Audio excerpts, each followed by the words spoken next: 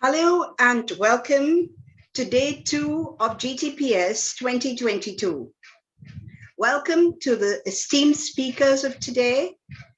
Welcome to the audience, and a big thank you to our technical team, design team, digital supporters, and others. Those of you who attended day 1 will agree with me that all 4 sessions were invigorating. Yesterday, we began with a keynote session by Ms. Carolyn Shaw from the UK.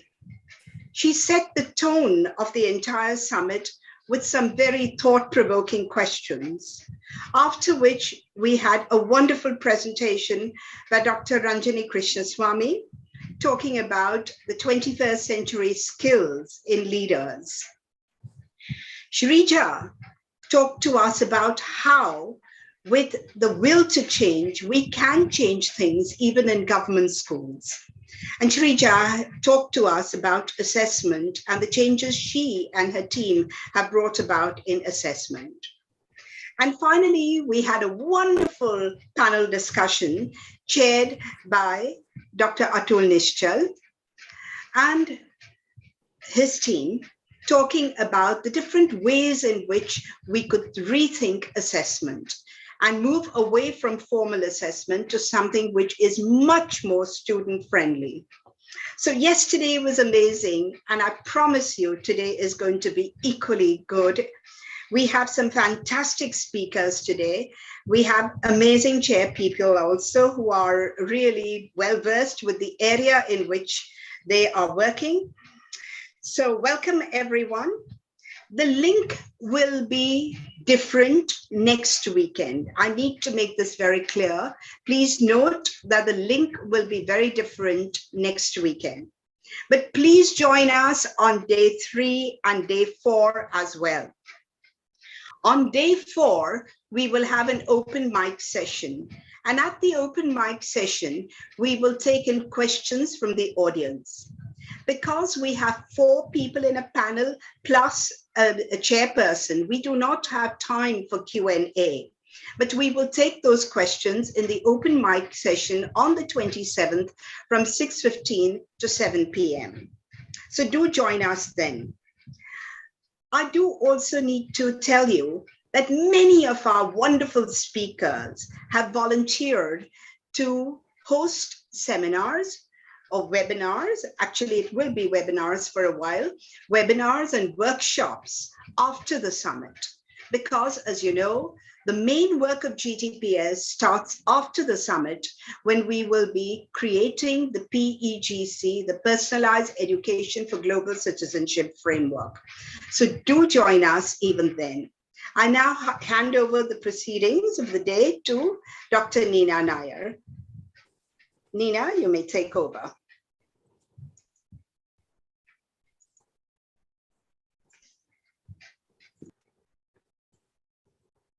Thank you, ma'am. Hello, everyone, and a very warm welcome to the second day of GTPS 2022. We begin our session with a panel discussion on perhaps one of the most woefully ignored areas of our existence as a species, the earth and nature itself. For this session on education through nature, it is my pleasure to welcome Mr. Bittu Sehgal, founder of the Sanctuary Nature Education Foundation, editor of Sanctuary Asia, protector of tigers, writer, documentary filmmaker, an expert in the areas of biodiversity, climate change, and economics. A very warm welcome to you, Mr. Sehgal, and may I request you to take over. Thank you.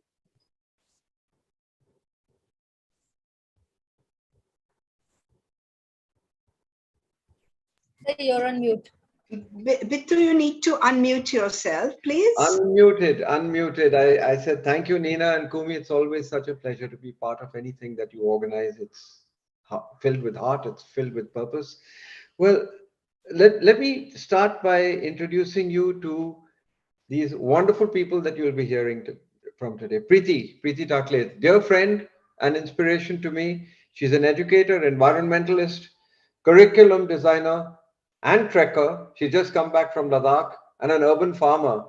Preeti, you have many more solutions than you might think right now, because we'll probably have to start growing food in the PMO as well if we keep on doing things the way we're doing. Every roof should produce food or power. Then we have Mazda Turrell.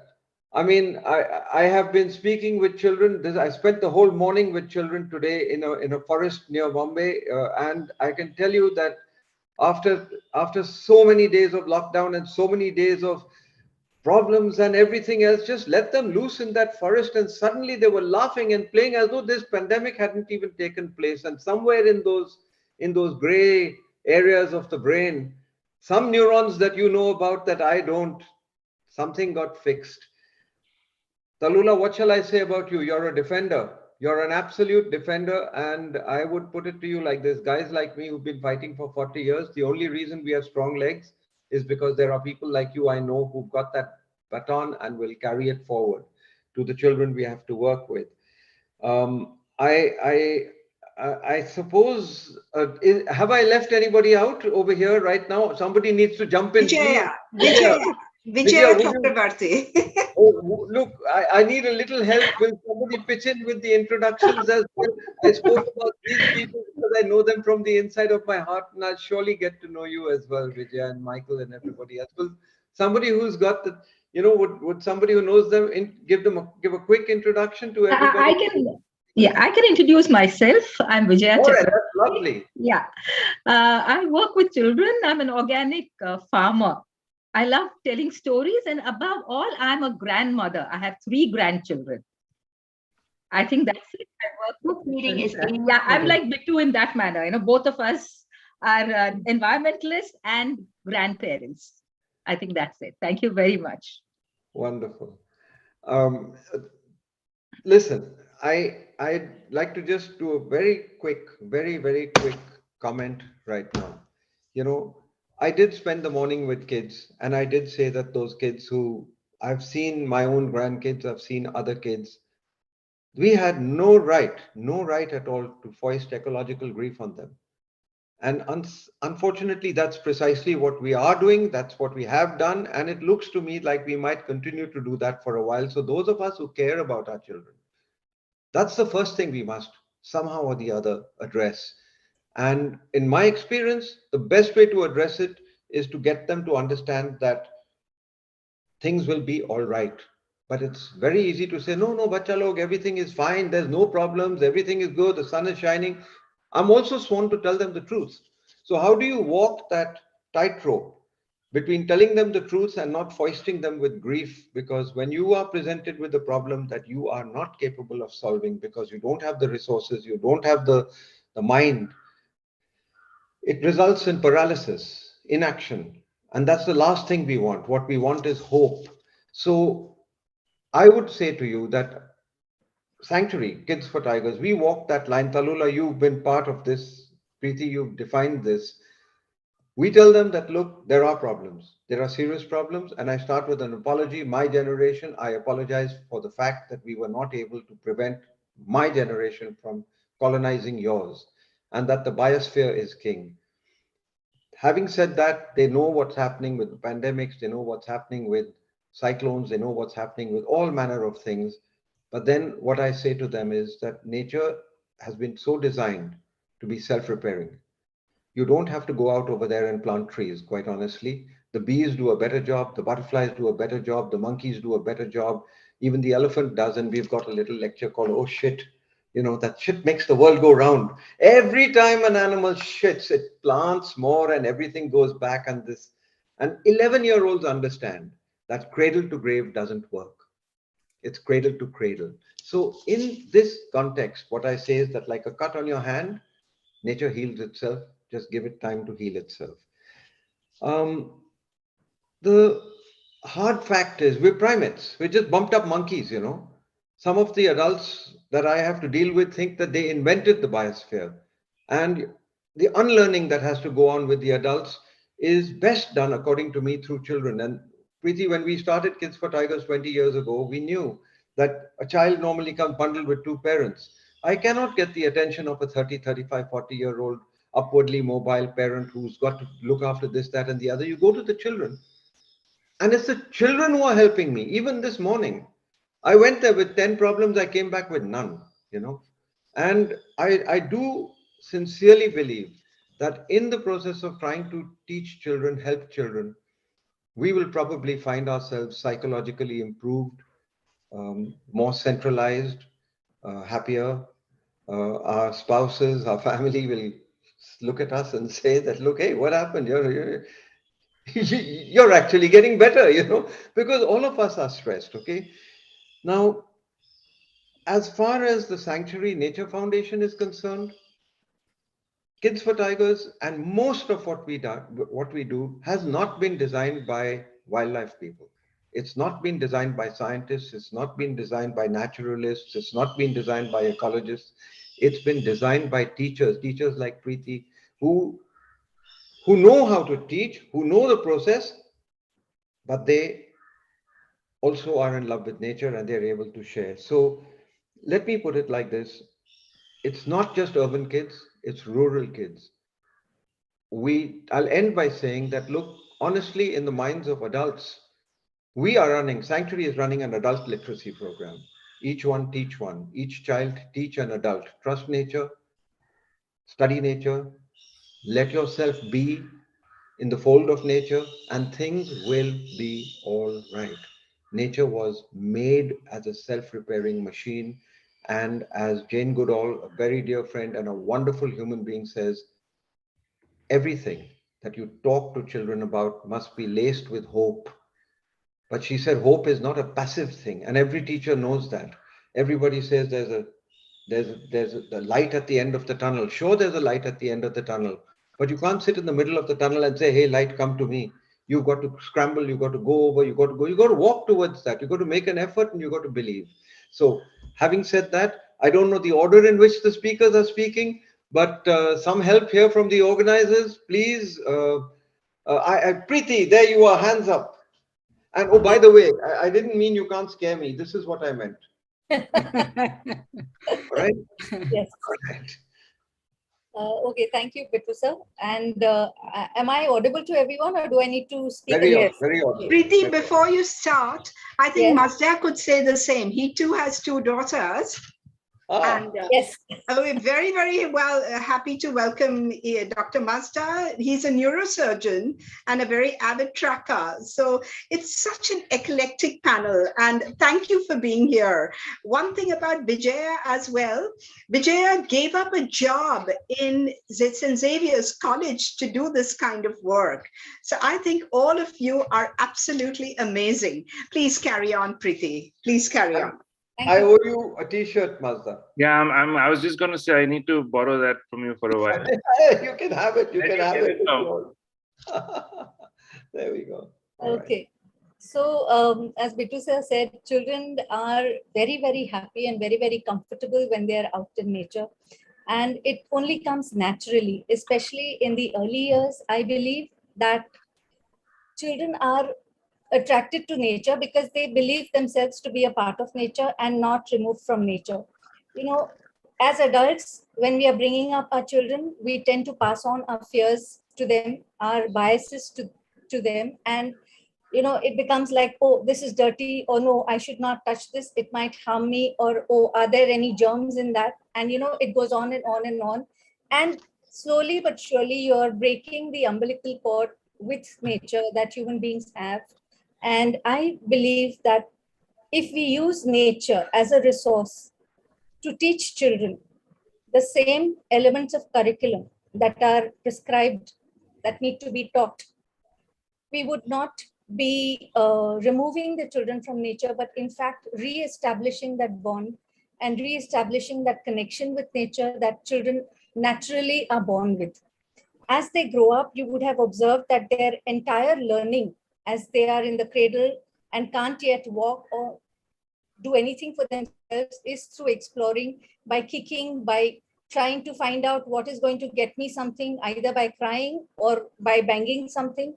And that exploration continues into the early years when they want to step out and they want to pick up that little earthworm that they've seen probably in the park, or they want to squish a bug. Yes, children like to squish bugs. Children like to, touch, feel, even smell and sometimes taste, which can be dangerous, but we need to observe them and we need to allow them to go through what is safe for them personally.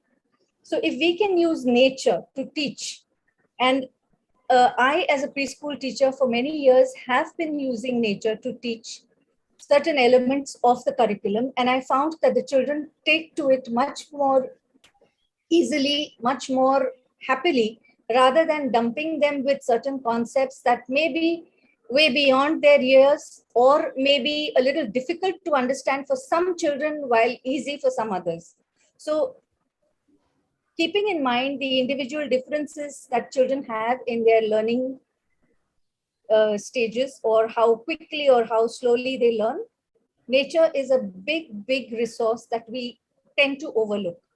So for example, what I would normally do, and I'm just sharing my experiences over here, there is nothing that teachers can't experiment with, but I would usually take the children out for observations, or I would stand with the children at the window if it was raining, and we would watch the rainfall, the sound of the rain, or what effect it was having on the trees, and they would talk about it.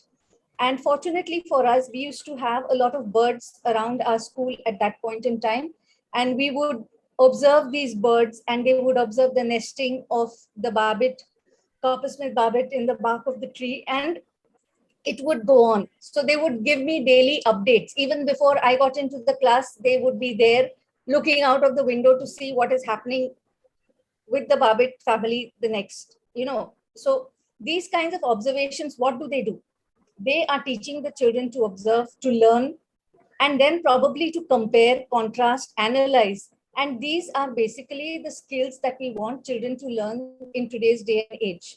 We want them to be independent thinkers, yet we want them to collaborate with others in the classroom.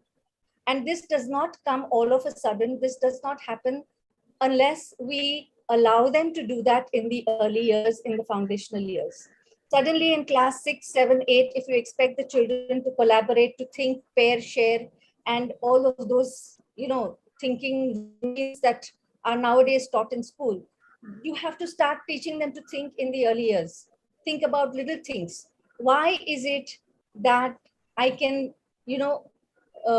construct a tower with stones or with pebbles, but I need to have a bigger stone at the bottom and the smallest one goes at the top? They will learn that when they're actually constructing it. You may give them square blocks, you may give them circles, you may give them towers to construct in the classroom. But the fact is that they're collecting these pebbles outside and they are using these to construct these towers and deciding which ones to keep and which ones not to use. So they're thinking, they're analyzing, they're looking at things, and they're learning in the process.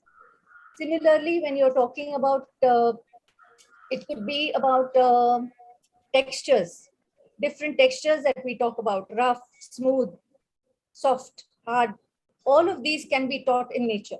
A simple thing is go and hug a tree and decide on how it feels. Put your cheek against the bark of the tree. Tell me what it feels like. Put a flower on against your cheek. Tell me what it feels like. Certain leaves have got hair on it, as the children call it. Teacher, it is hairy. And certain leaves are very smooth and very soft. So what is it? How do they compare these things? And what do they decide? Some plants are, why do they have this? The next question is why. So you're not only teaching them elements of the curriculum, but you are also teaching them a little bit of the ecology, a little bit of biology already in the early years. You don't have to wait for class 5, 6, 7, 8 to teach all these things, because they are experiencing this, they accept it much easier. Observing plants growing on a windowsill. If you're in a classroom where you don't have outside access, grow plants on the windowsill and observe them on a daily basis. Keep a chart with the children. All of these things are only going to help them develop those 21st century skills that we are talking about. It is not difficult, and it's not a new thing that we are talking about. These skills have always been required by all people, and most successful people in the world today are already equipped with these skills without anyone having put a label on these. today we are labeling them as 21st century skills or thinking skills or critical thinking skills or design thinking skills. But all of these can be, the foundation for all of these skills can be laid in the foundational years, in the early years. And that, I believe, is what every preschool teacher needs to take up as probably a challenge, because a lot of teachers are not very comfortable dealing with nature and elements of the curriculum. So that brings out another point, that in teacher training, we need to train the teachers to use these various resources as teaching aids to teach the children. So that is my take on, and it overlaps. You can teach language, you can teach math, you can teach EVS, so to speak, everything when you're out in the garden with the children. It does not take separate periods, separate lesson plans. Everything can be combined into one. And that is, I think, what true learning is, when you're overlapping ideas and when you're thinking laterally and not in a linear fashion only. So. Absolutely. I mean, Preeti, I listen to you very often, and each time I do listen to you, I do just quietly absorb and pick up. Vijaya, would love to hear from you. Please, your turn. Kindly unmute yourself, dear. Sorry, my apologies. When Preeti was talking about the 21st century skills, it brought back to me the ancient skill sets which all Indians, were supposed to possess. There is something called 64 kalas in India, where gardening is one of them, and learning to cooking is one of them, and also the etiquette of eating. There's so many kalas, preparing dyes, preparing perfumes. All these were part of the 64 kalas or skills of ancient Indians. Like Preeti said, nature closest to us is our garden, is our windowsill, probably our balcony, school gardens, or gardens in our neighborhood. And that is where children can be exposed to nature and learn multiple things across disciplines. Our kids are too young when we were talking about kindergarten to second, but a simple thing, learning to grow, cook, and eat. I would actually turn it around, because from folk to farm rather than from farm to folk, because children know food. They know what a sandwich is, they know what an idli is, they know what a batata is. So from these we can go back. When we give children something, a sandwich to eat, and what is it growing in that? What is it you're eating? From there we can start teaching them how to grow these. They're very simple ways to grow. You don't have to teach them. We did these gardens for our children called, batata vada gardens and idli sambar gardens, where our children learned not only the ingredients, their vocabulary increased. They were, of course, Hindi speaking children and Marathi speaking, also going to English medium schools. But I was amazed. They wrote down 100 ingredients on the blackboard. Their spellings were not right, but they knew what they were. And then they also learned, how to cook. Different processes, very simple, boiling food or getting them together. If you make a soup, salad, sandwich, garden, how do you integrate these things? And what fermentation, about steaming, about microwave. So they're learning physics, chemistry, botany, zoology. And just like we love flowers, the butterflies and the birds also love the same flowers. So if you grow a few flowers on your windowsill or your gardens, you're attracting the pollinators. Today we are finding that the pollinators are disappearing, and many of the bees are also getting extinct. So this is a lovely way to bring nature back to children.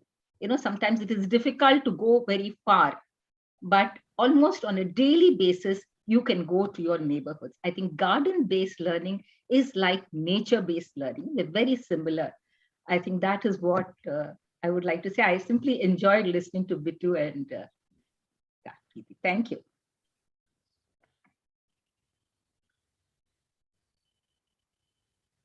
Bittu, you need to unmute yourself. As a person who's organizing this, I should be better organized myself. Sorry about that. Mazda, I'm going to be troubling you. because I really need to understand from your perspective how what we are doing has a completely different facet of perspective. And teachers need to know that, parents need to know that. So neurologist and a wonderful man like you, please talk to us, tell us. I mean, I'd be happier to be here in the capacity of a parent more than a neurosurgeon. I'm a neurosurgeon per se. So I operate on the brain. Yeah. And really, grossly, there's no difference in children's brains when they hang out in nature as opposed to not when we operate on them. But connectedness to nature, I think, makes children happier due to their tendency to perform sustainable and pro-ecological behaviors. You know, I usually take both my children out for a walk every evening post dinner, and we live in this beautiful Dadar Parsi colony, which I think is the Amazon forest of Bombay. And just we listen to sounds, we listen to birds, we listen to, and then and if a car passes by, it's so disturbing that it really disturbs the harmony. So and definitely when they come back home, they're just generally much nicer and kinder children as opposed to they being at home when they're watching their iPads. And now science is being able to prove how this works. You know, the disconnection to nature is now actually a scientific term, like how in children we talk about attention deficit disorder. There's something called as a nature deficit disorder, and that will probably contribute to the destruction of the planet, as the lack of a bond with the natural world is unlikely to result in a desire to protect it. Children who perceive themselves to be more connected to nature tend to perform more sustainable behaviors and therefore have a greater level of happiness. You can see children segregate the waste at home. You can see them saving water. You can see them, there are some children who, while brushing their teeth, will allow the water to flow. There are some children who are sensitive about that. And all this happens at a very, very young age. This connectedness to nature is not just appreciating nature's beauty. You're not just saying how beautiful the trees are, the plants are, and all of that, but being aware of the interrelation and the dependence between ourselves and nature, and appreciating all the nuances of nature and feeling a part of it. So if we are to develop an environmental care and concern in younger generations, I mean, these initiatives that you guys are doing to encourage and enable younger people to spend more time in nature is a must. And now science is really able to prove this. There's a lot of stuff that science cannot prove, right? We all know that. Being a man of science, I know that we are very limited. But now we have studies. You have tons and tons of studies that say that primary school children who've been raised in homes surrounded by more green spaces, they tend to present with larger volumes of white and gray matter in certain areas of the brain.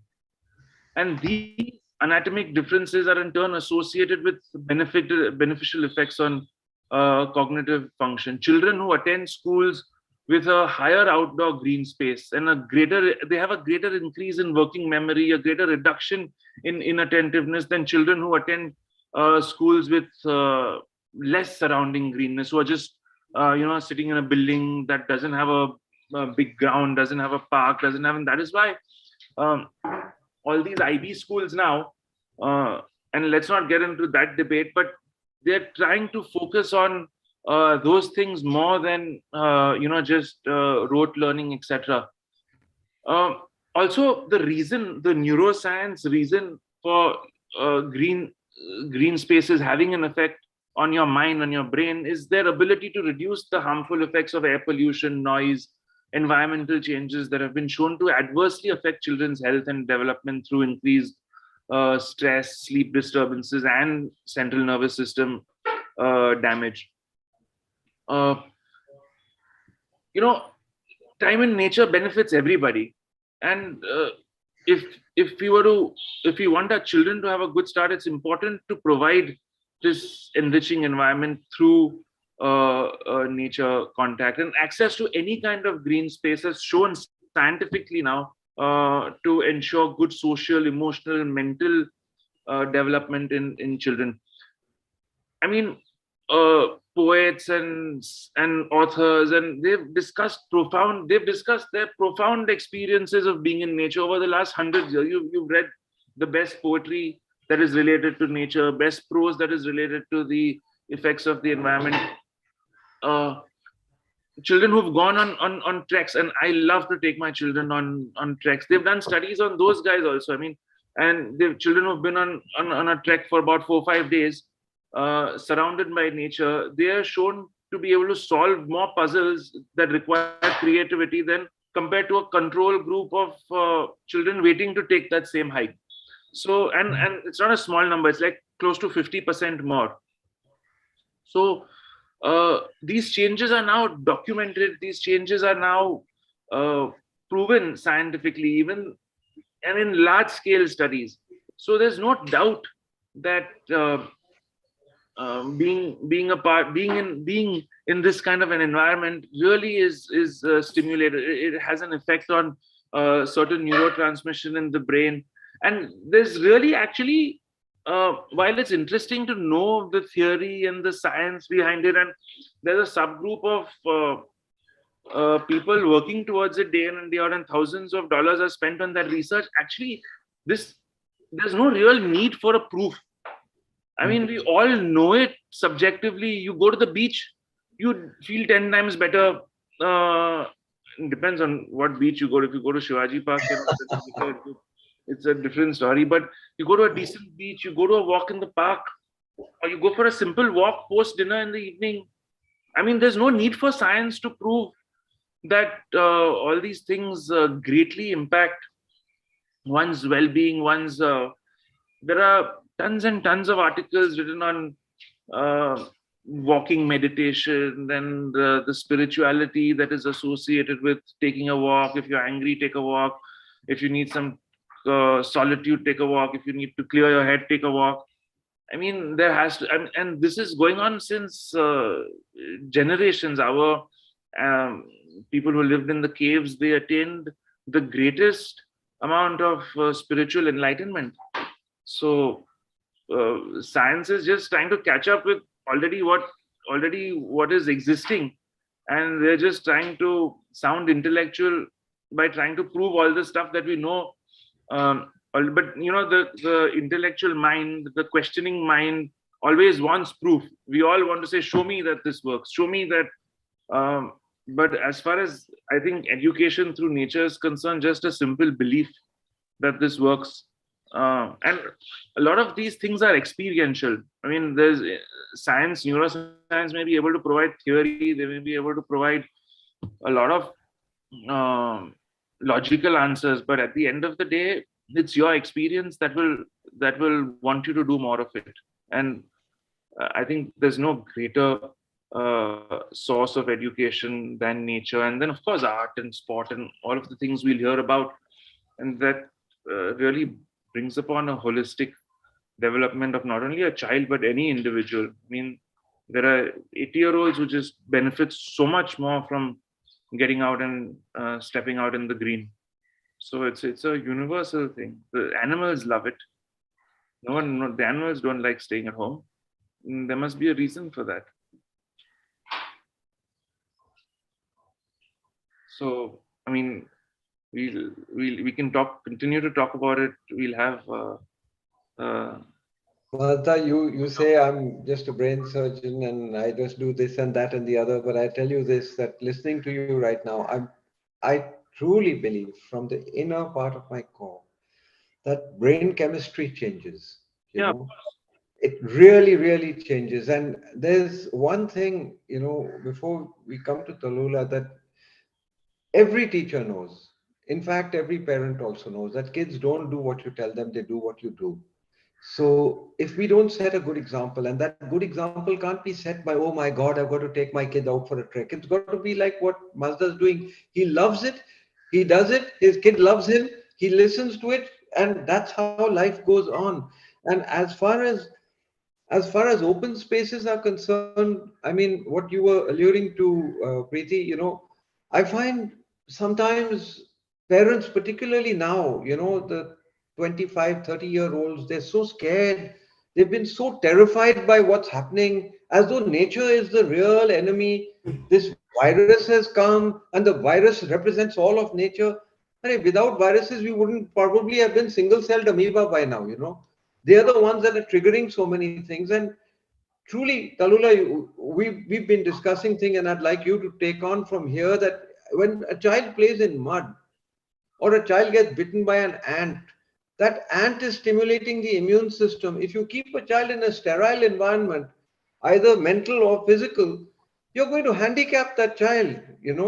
And particularly now with climate change moving the way it does, you must not prevent a child from just falling. You must teach the child how to get up and walk and understand that you can trust nature. It knows best. Talula, tell us. So I completely agree with you. And I think if you look at the pandemic and the lockdown itself, it was only all of us who are living in urban areas who had to face the brunt because we were more susceptible to everything. We were more sensitive. We were easily, affected by sicknesses and diseases. And so what happened to our immunity? It's simply that we have stopped spending time in nature. And I always say that I'm not a trained teacher, but I was just lucky that nature taught me a lot of life's lessons. And I would like to begin with sharing my childhood experiences. I am from Goa, and both my parents, my grandparents' homes were in pristine areas of South Goa. And I spent a lot of my childhood when I was in kindergarten, and 6 and 7 years old, in the mangroves along the river, in the fields where salt was harvested. And of course, a large part of my childhood was also spent in the city. But our cities were so different then. There were fields, just near the building that I stayed in. There were, of course, the khazans, which are a unique system in Goa. And I spent a lot of my time, even in the night, watching fireflies. So other than school, and that too school and education, which was gadget free and screen free, we spent all our time in nature. We didn't need toys. And we would make toys from found material. So these were the influences I had as a child. And I think today also, how children are influenced in their younger ages impact them, and they are the drivers of the kind of humans they become. And so when my own children were born, I have two sons. And of course, I also mentor and nurture and foster more than 30 children, because we run something called the community classroom, which came up during the pandemic. And when my children were born, it was the same thing. My only reference was my childhood. And I would take them out to, the forests in Goa and the mangroves in Goa. And later on, that moved on to taking the colony children, because I would find them glued to their screens playing computer games. And to have respite from that, the only carrot I could dangle was, do you want to come to the backyard? Do you want to come to the fields nearby? And let's see what we can discover. And many of the children were considered to be academically weak, or, also getting into delinquency. And children are often labeled, if they are seen to be more boisterous. And for me, it was an opportunity to spend time, outdoors or in nature. And within 6 months, I found that even in the backyard, which was an urban backyard, we got to see forest birds like the Malabar grey hornbill. We got to see so many kingfishers. And looking at these landscapes every day, the children who were considered to be academically weak in about 6 months were rattling off all the scientific names of those birds. And I realized it is simply that you spend more time in nature, you practice that as a hobby, and learning is immense. I also found that the children who were more naughty or considered, very boisterous, seem to be calmer when we spend time in nature. Of course, when children have not spent time outdoors, their initial interactions and engagements will be very excited. They will make a lot of noise, but you have to let that also happen. And after that, of course, I got an opportunity when I met Bittu, and then began the Kids for Tiger program in schools. And this was about maybe 20 years after my school life. And I realized that when I went to the schools, that was a time, more than a decade ago, where children were not taken on camping trips. Children were not taken, on nature trails. And that had a huge impact on their learning. They knew more about the South American, biodiversity and wildlife than what we had in our own backyard. And they didn't know simple concepts like germination or how a forest grows. And everything was limited to books. And so we just decided to, take them out. And fortunately, while teachers were restricted, while managements were restricted with the responsibility of taking a child out and the risk that was involved, we were very lucky. So we have taken children from schools on nature trails. There were children who were obese, but we still managed to have a great time, in the forest.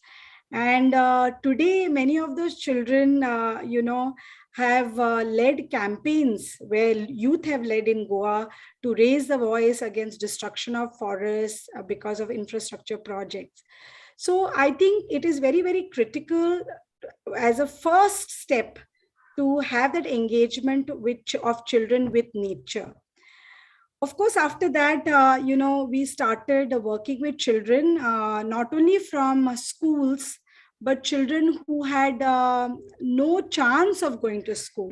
So a lot of there were migrant children, laborers children, who didn't have those opportunities. And during the pandemic, in the village that I'm currently based in, it's a village of Taligaon, which is a suburb of the city. There are different hamlets in this village, and we work with more than 30-40 children, and they're all in mixed groups. And I think that is a lesson also. When you have children of mixed groups, of mixed backgrounds, there is a lot of exchange of knowledge. There's a lot of sharing of empathy, concern, I think, which is also critical, because in nature teaches us that, to be empathetic, to be sensitive. And if our children are allowed that opportunity to interact with each other, whether they come from less privileged backgrounds, whether they come from more privileged backgrounds, I think it really helps in critical learning. So what have I done in all these years? Having no formal training of teaching, I've just experimented with teaching children how to make boats, how to make floating gardens, how to go to a nearby backyard which has a water body and a lake, learn to swim and dive in that. And how do we do it? Yeah, we take all the safety precautions of having a life jacket and everything. We have older children and the younger ones who are broken up into teams. We make paper boats and take them to the water body so that they understand about flotation. You learn about physics, you learn about geometry, math, so many concepts. You also learn about water. Where does the resource of water comes from in a freshwater lake? You also understand the impacts of pollution on a lake. And these are very critical. Thank you.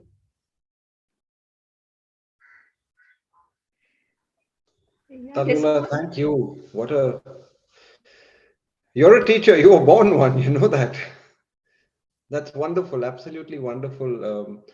Kumi, where do we go from here? I mean, I don't know exactly. I haven't kept track of time, but Yes, we have the next group waiting to okay. jump in, but Yes. this is such an invigorating discussion as well that one would want to listen to this team forever. I mean, one of the reasons why this topic was brought in was because environmental science and EVS seems to be taught as something separate.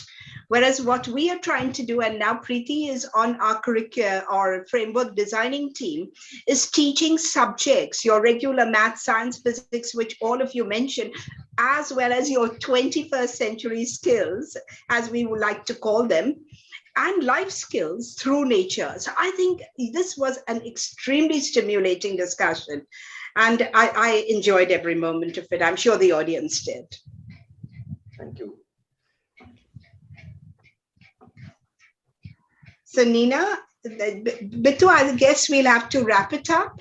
Yes, that's see, look, I won't condense anything that's been said. Look at these people. They have spoken to you from the heart, and I think you've got a distilled idea of what these 4 different views that you've had. I'm really looking forward to, I heard that guitar, and I can tell you art, dance, music, culture, religions, philosophies, everything came from nature. All our inspiration, all our happiness, all our joys, everything. So I'm really looking forward to being a part and parcel of everything you do for as long as I live. You take care, and thank you very much. Thank you. Thank you. The fact that nature is the greatest teacher is something that I don't think we can ever emphasize enough. Thank you so very much, Victor sir, Ms. Preeti, Dr. Mazda Turel, Mr. Lula, Ms. Vijaya Chakravarti. Thank you for reminding us what we have lost as so-called adults. I repeat, so-called adults in our disconnect with nature. Dr. Turel, I'm afraid we all, I think, possibly suffer from chronic NDD. Perhaps the greatest takeaway for me from this session was the fact that we all talk about the joy of learning, but how many of us really experience the joy of learning? And from what Mr. Lula was talking about, I felt that the students were really, really experiencing the joy of learning. So a very warm thank you once again. Thank you. Friends, living as we do in a STEM-obsessed society, perhaps the greatest disservice we do to our young is by not emphasizing the transformative and vital need of the arts in our lives. For this very crucial session on education through the arts, it is my pleasure to welcome Ms. Jalpa Vitlani. Ms. Jalpa is a businesswoman, a farmer, an artist, a curator, a social worker, founder and head curator of the Cosmic Heart Gallery for music, film, art, and photography. A very warm welcome to you, Ms. Jalpa, and over to you. Good evening, everyone. Before I start, I'd like to say that it's an honor to be part of the GTPS Summit, and heartiest congratulations to Kumi Vivina for this incredible vision and everything that she's doing. And what an incredible session that was on education through nature. Bittu Segalji, you and the entire panel set the stage. You transported us actually, into Mother Nature. And I have my panelists writing on WhatsApp, about how much we were enjoying listening to all the sharings. And I think I would like to share that one of the most recent exhibitions I curated in this pandemic is called To Seek is to Find. It's an ode to Mother Nature, and it was part of an international project on visual arts for sustainable development in line with the SDGs. It was actually this time on the planet where, when we were all given a pause and we had this incredible opportunity to watch nature rejuvenate itself. And we did this photography edit by the Argentine artist Gerardo Con, which actually nudges all of us to draw parallels into our own lives and explore the idea of nurturing ourselves as well as our surroundings. And, it was incredible, like I said, watching nature, witness nature reclaiming its home. And this visual narrative actually shows us this with a stunning collection of photographs, and helps us all to actually get closer to the empirical truth of life itself.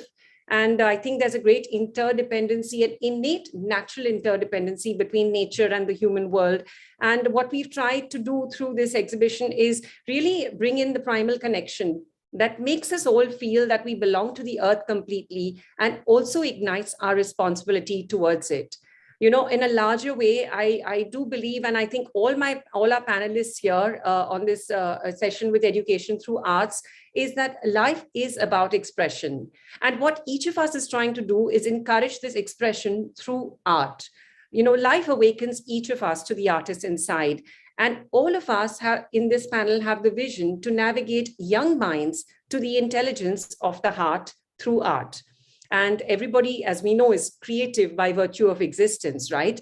The strokes that you use may be different, but what each of us is doing is painting life. And it's an expression of our unique energy signatures.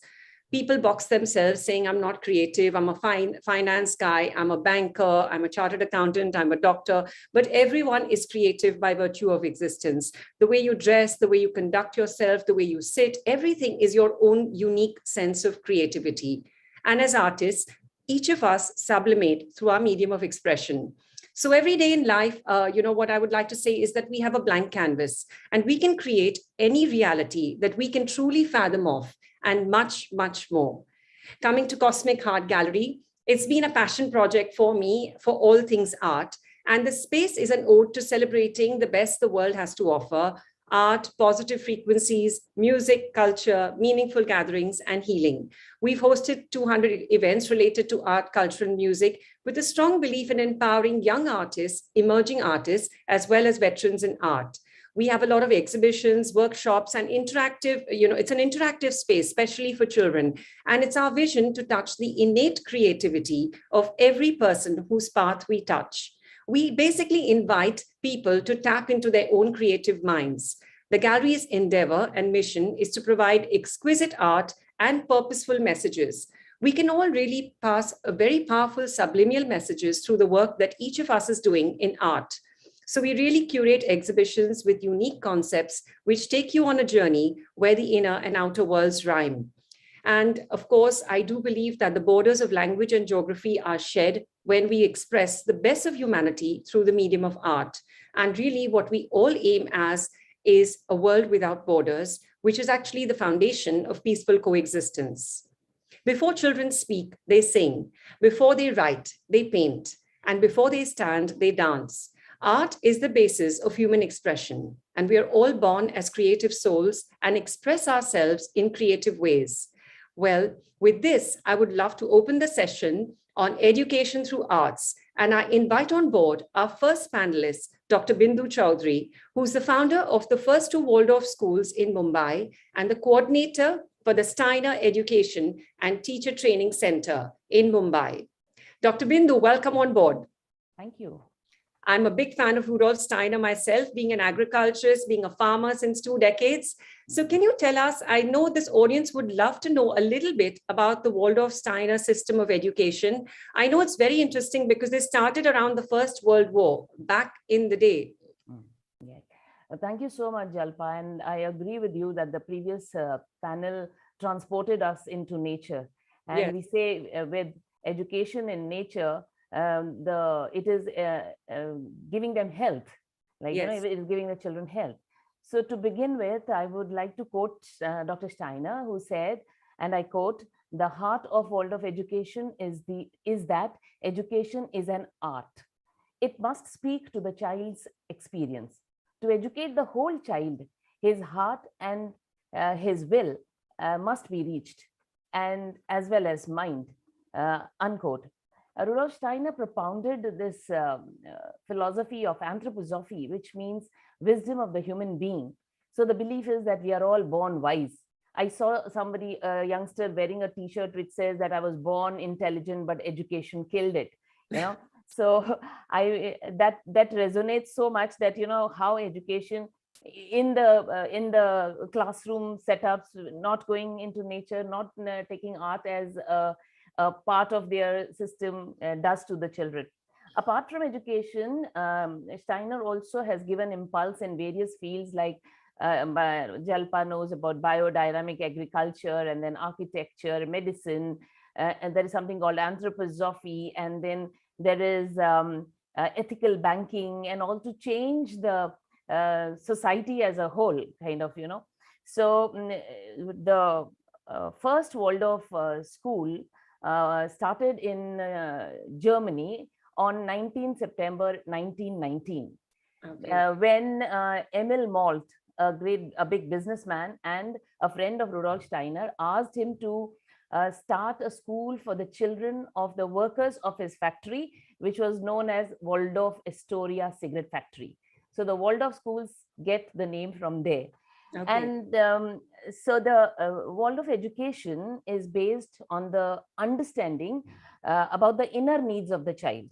Okay. Because Steiner was a clairvoyant, he could see what the different stages of life need. Yes. And so he said, he asked, what is the true task of education? And, when I ask people around, they'll say, he should become this engineer or a doctor, or, should be able to live peacefully on this earth and all that. Dr. Steiner said that the true task of education is to strengthen the I, the spiritual core of the human being, of every child. And then he also said that it is, you should not ask, what is it that we need to help the child to do to fit into the society? He said that we should see what lives in the child, which can be nourished and unfolded, the environment that he needs for that. So he said it is important to bring to the child the right content at the right time and in the right manner for true education to take place. Waldorf education is a total immersion method, a 3-day rhythm, block system to teach a topic, taking care that there is a breathing in and a breathing out in the timetable.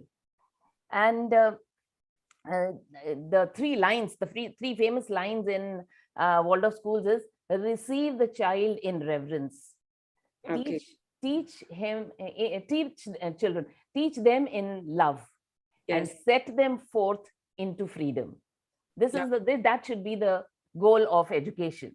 Lovely. And the 3 R's that are the characteristic of a Waldorf school are the reverence, rhythm, and repetition. This Lovely. Is in a nutshell. Yes. Like you said, Rudolf Steiner was very, very clairvoyant. He was a very evolved soul, and he focused a lot on the natural rhythms of the universe, whether it was art, agriculture, everything he actually propagated. Yeah. I also found that Steiner always spoke about education as an art, right? So would you say that is education an art, or is it education through art? Yes, that's lovely to think about that and ponder a little about this. Steiner said that it's both. Okay. Education as an art is an art, and an art as a tool for education. Okay. And that art is an integral part of teaching and learning. And what did he mean by education as an art? He said this involves how to shape a lesson, the subject matter, the age of the children, composition of the class, time, place, situation, etc. This is an artistic matter, and which requires creative skill and the presence of mind of the teacher. What he said was that the actual process of education is an artistic process, and that the teacher is an artist. The teacher needs to see, is the lesson, the whole day, the whole block is, a period of 3 to 4 weeks. Yes. Shaped in a way that properly encourages the children to use their inner activity. Like, our previous speakers yesterday and today also have said that if you provide that environment to the children, they have a lot within them which they can express and use. Yes. Yes. So the beauty of Steiner system is that, Steiner has given us the tools also to cultivate this creativity and artistic aspect of the teacher. So to cultivate these skills of artistic abilities, Steiner has given certain meditative exercises for the teacher to do their inner work. So that is a big difference between the teachers of Waldorf school and the other schools, I could say, because, you know, he gives this, that the teacher has to do some inner work so that only then the teacher can connect, have a soul connection with the children. Absolutely. He said that the true teachers and educators are not those who have learned pedagogy as the science of dealing with children, but those in which pedagogy has awakened through understanding of the human being. So it is like, you know, the every class teacher who goes in from class to one teacher goes for 7 years with the same class.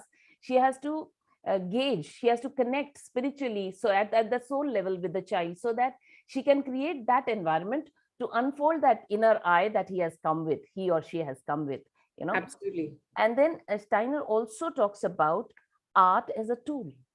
Okay. Yeah, and he says that the teacher has to use sense perceptible medium. What's that?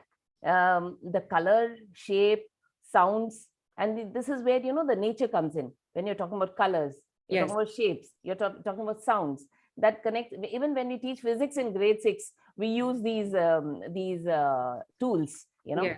And whether it is music or speech or any of these. So specifically, if we have to say, artistic tools are that can be used in the classroom are music, drama, painting, rhythmic work. You know, this rhythmic work helps to build the being in the present. You know? And also concentration and memory training. Like somebody was asking me, how do you do memory training? And I started wondering. I said the rhythmic work that they do from grade 1 upwards, or a little bit in the kindergarten, that automatically gives you that, strengthens the memory also.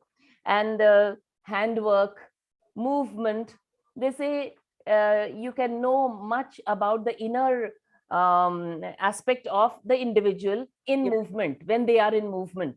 So the teachers are advised to sit there when the sports teacher or the games teacher is taking their class, so that the teacher knows how the child is moving. And so, or clay work or handwork or any of these, you know, whether it is language arts or whether it is mathematics or whether it is sciences, all these arts are used. Like, you know, once we had a teacher who did a play with mathematics, you know, grade 1, 3 times table. So she did a play on that. And like, you know, also a play on grammar, language grammar. So these are the tools by which the child is not pressurized as to what he is learning. A child in grade 1 was asked, school mein kya karte ho? What do you do in school? So he says, khata hu, pita hu, maja karta hu. I play and I eat and play and have fun. So then the person asked, who studies? You know, that my teacher does, you know. So this is the kind of a feeling that we need to give the children. So using arts in education helps that soul nourishment of the child, which makes the child, you know, a happy and a balanced adult. Now, I would just like to end with another quote by Steiner. He said, where is the book in which the teacher can read about what teaching is? The children themselves are this book. We should not learn to teach out of any book other than the one lying open before you and consisting of children themselves, unquote. Lovely. Thank you, Dr. Bindu. And on that note, that children are the books themselves, I'm going to invite on board the next member of this august panel, Meera Balla, who's a primary and middle school educator, an administrator, and an advocate of the Reggio Emilia approach to education, an online and offline trainer as well. Welcome, Meera. Can we spotlight Meera, please? Yeah. Thank you, Jalpa, for that introduction. It's been so inspiring listening to everyone talk, and I keep going back to my practice and how we involve children. And sure enough, nature, the arts, they just sort of so, you know, the have so much to offer. Yes, so we are just going to dive in and, so we can, I think you have a wealth of experience to share. So, can you share with this audience? I know everybody would love to know a little bit about the Reggio Emilia approach, and how did you personally get introduced to this approach? I know this again started around the Second World War.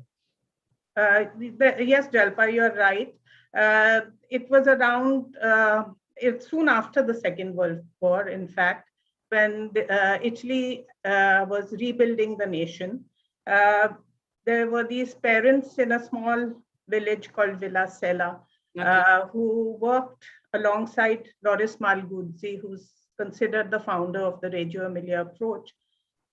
In 1946, they decided that they wanted to have their children taken care of and sent to be educated at centers where they would become critical thinkers, would develop democratic ideals and values, because they wanted to go far away from the fascist regime that they had been exposed to.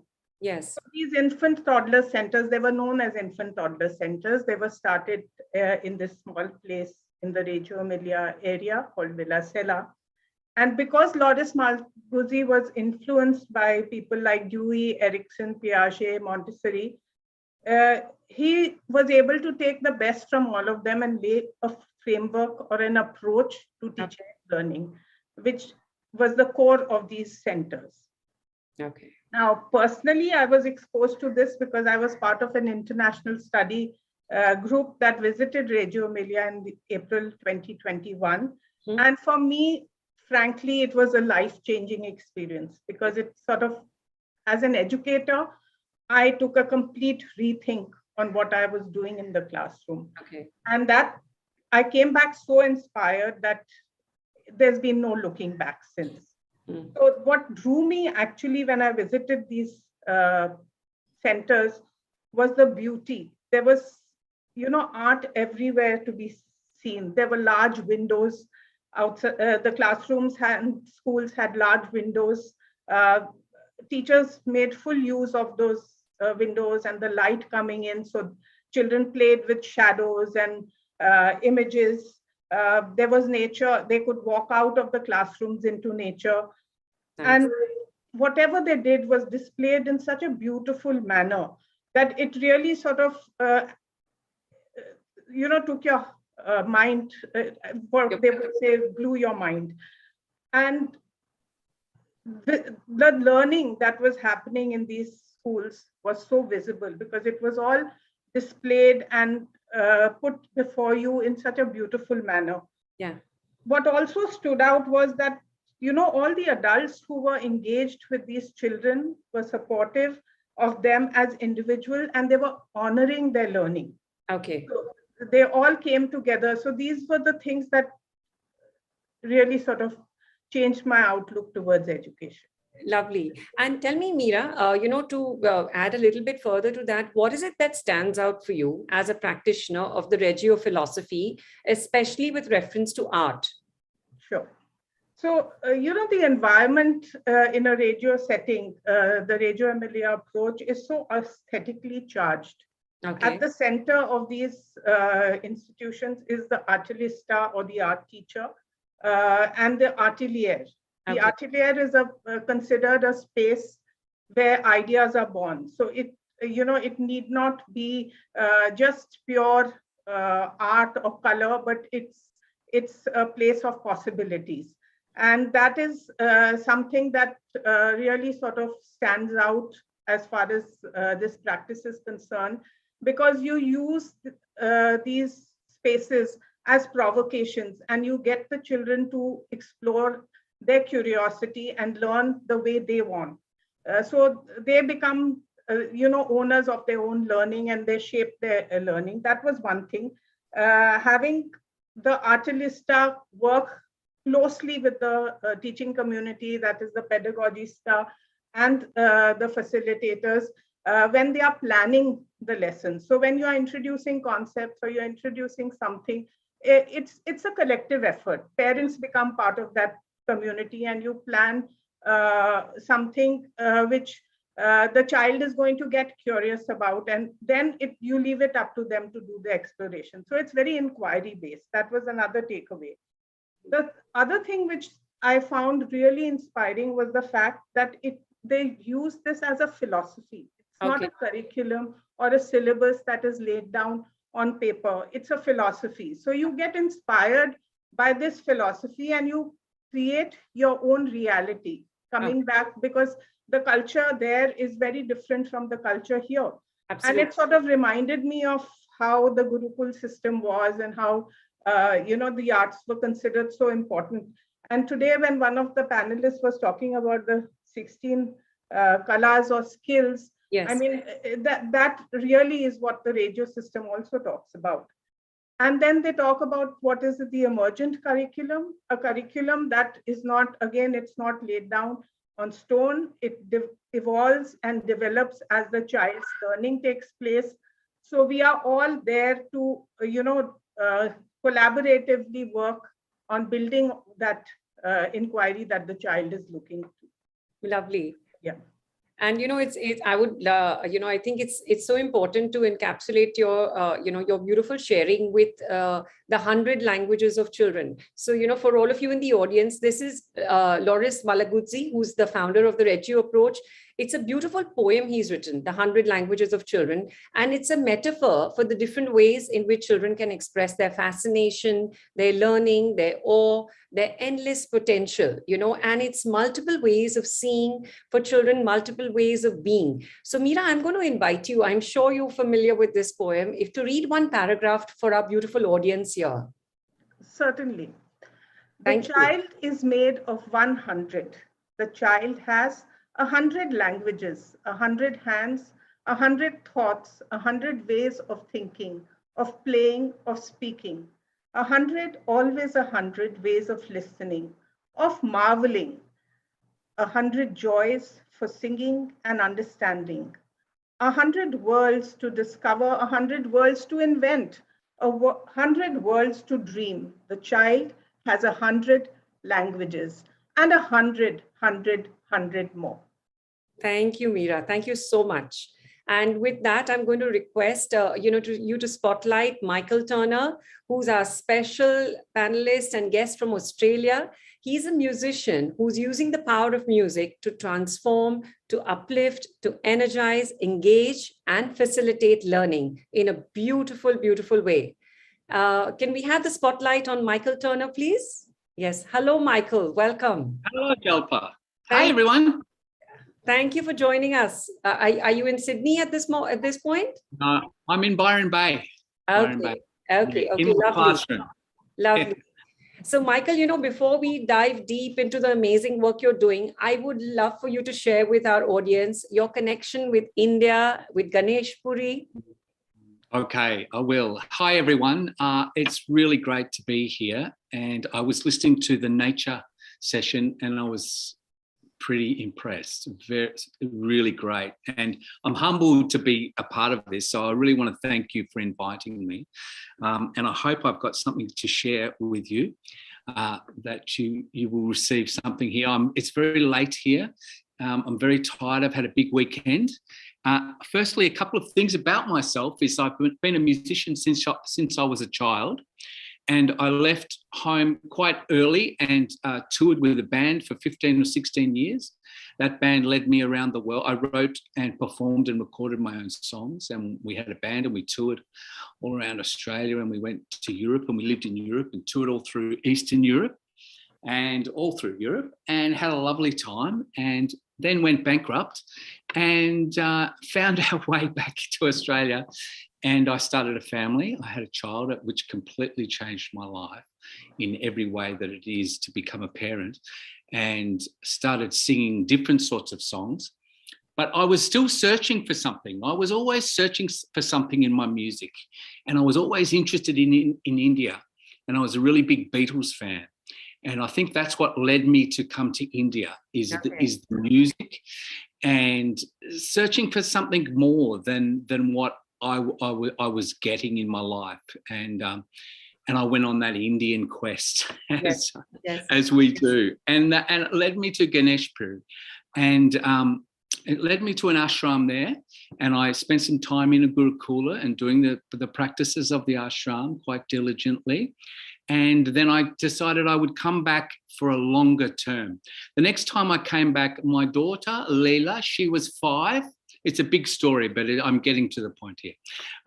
My daughter was 5, and as I was getting on the plane, because I was going for 6 months, it was a big time to dedicate myself to the spiritual practices that I was doing, chanting, meditating, offering my work, and making the ashram would go along. And she gave me this little book, and in this little book was some words and some pictures she'd coloured in from her preschool teacher, and they were words from all different parts of the world, very simple words. Yeah. I didn't know where the words were from. There wasn't any author. There was just her mandalas, her colouring in. She gave me the book.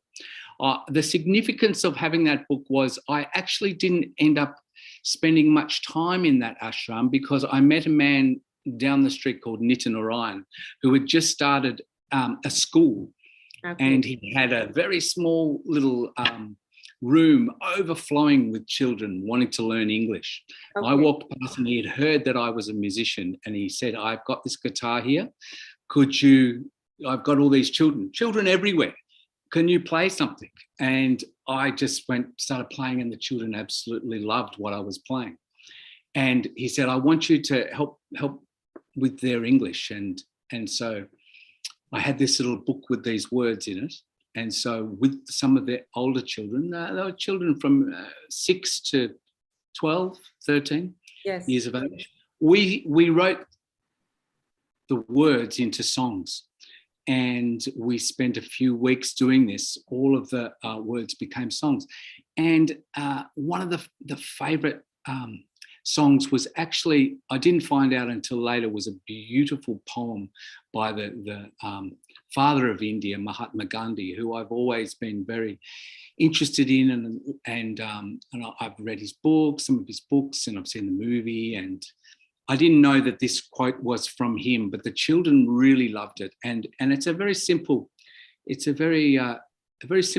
It's, I offer you peace, I offer you love, I offer you friendship, I offer you this. My wisdom comes from my spirit within. I salute this wisdom in you. I offer you peace, I offer you this. And we made a song, and the children just absolutely loved that song. And from there, we would get into a little bus with some of the kids, and we went further and further out into the villages, singing these songs with other kids coming to schools in the villages. And kids were learning, didn't really know so much about, some of the younger kids didn't really know that what they were singing. They were just learning a new language and learning. They just loved the music. And we gathered some of those children, and we recorded those songs in Mumbai. Took some of the children that had never even been to the city into a studio and recorded some of those songs. And I came back to Australia after that time and all of a sudden was a primary school music teacher. Wow. And started working in about 3 jobs teaching music, and really transformed my life. And I've been back to India a couple of times, but I learned about the transformative power of music with children, and how they respond in the moment to music. And so it started a beautiful relationship with working with music with children.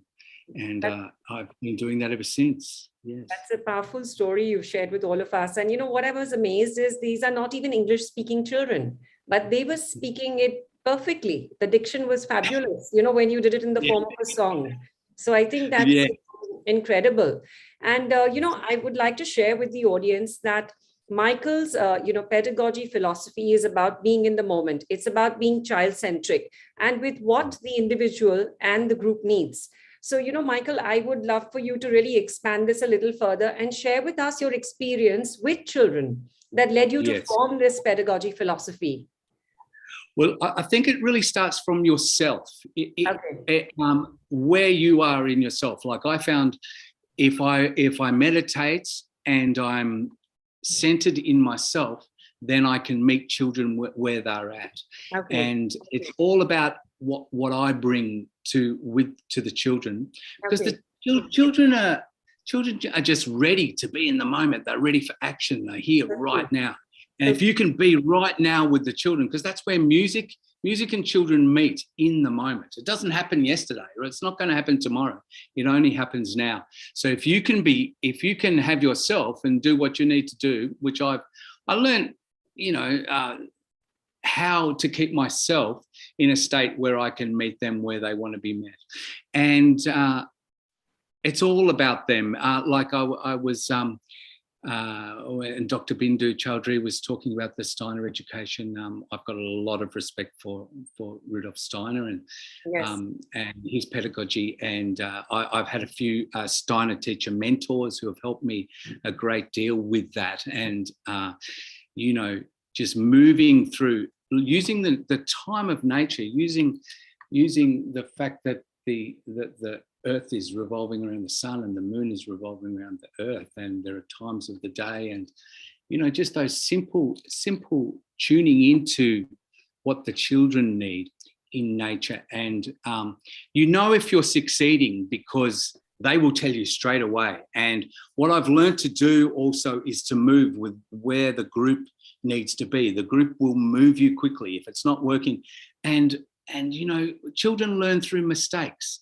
And teachers, I had to learn as a teacher that you have to be able to be willing to make mistakes and quickly turn around and go, this isn't working, quickly move away. And it's okay.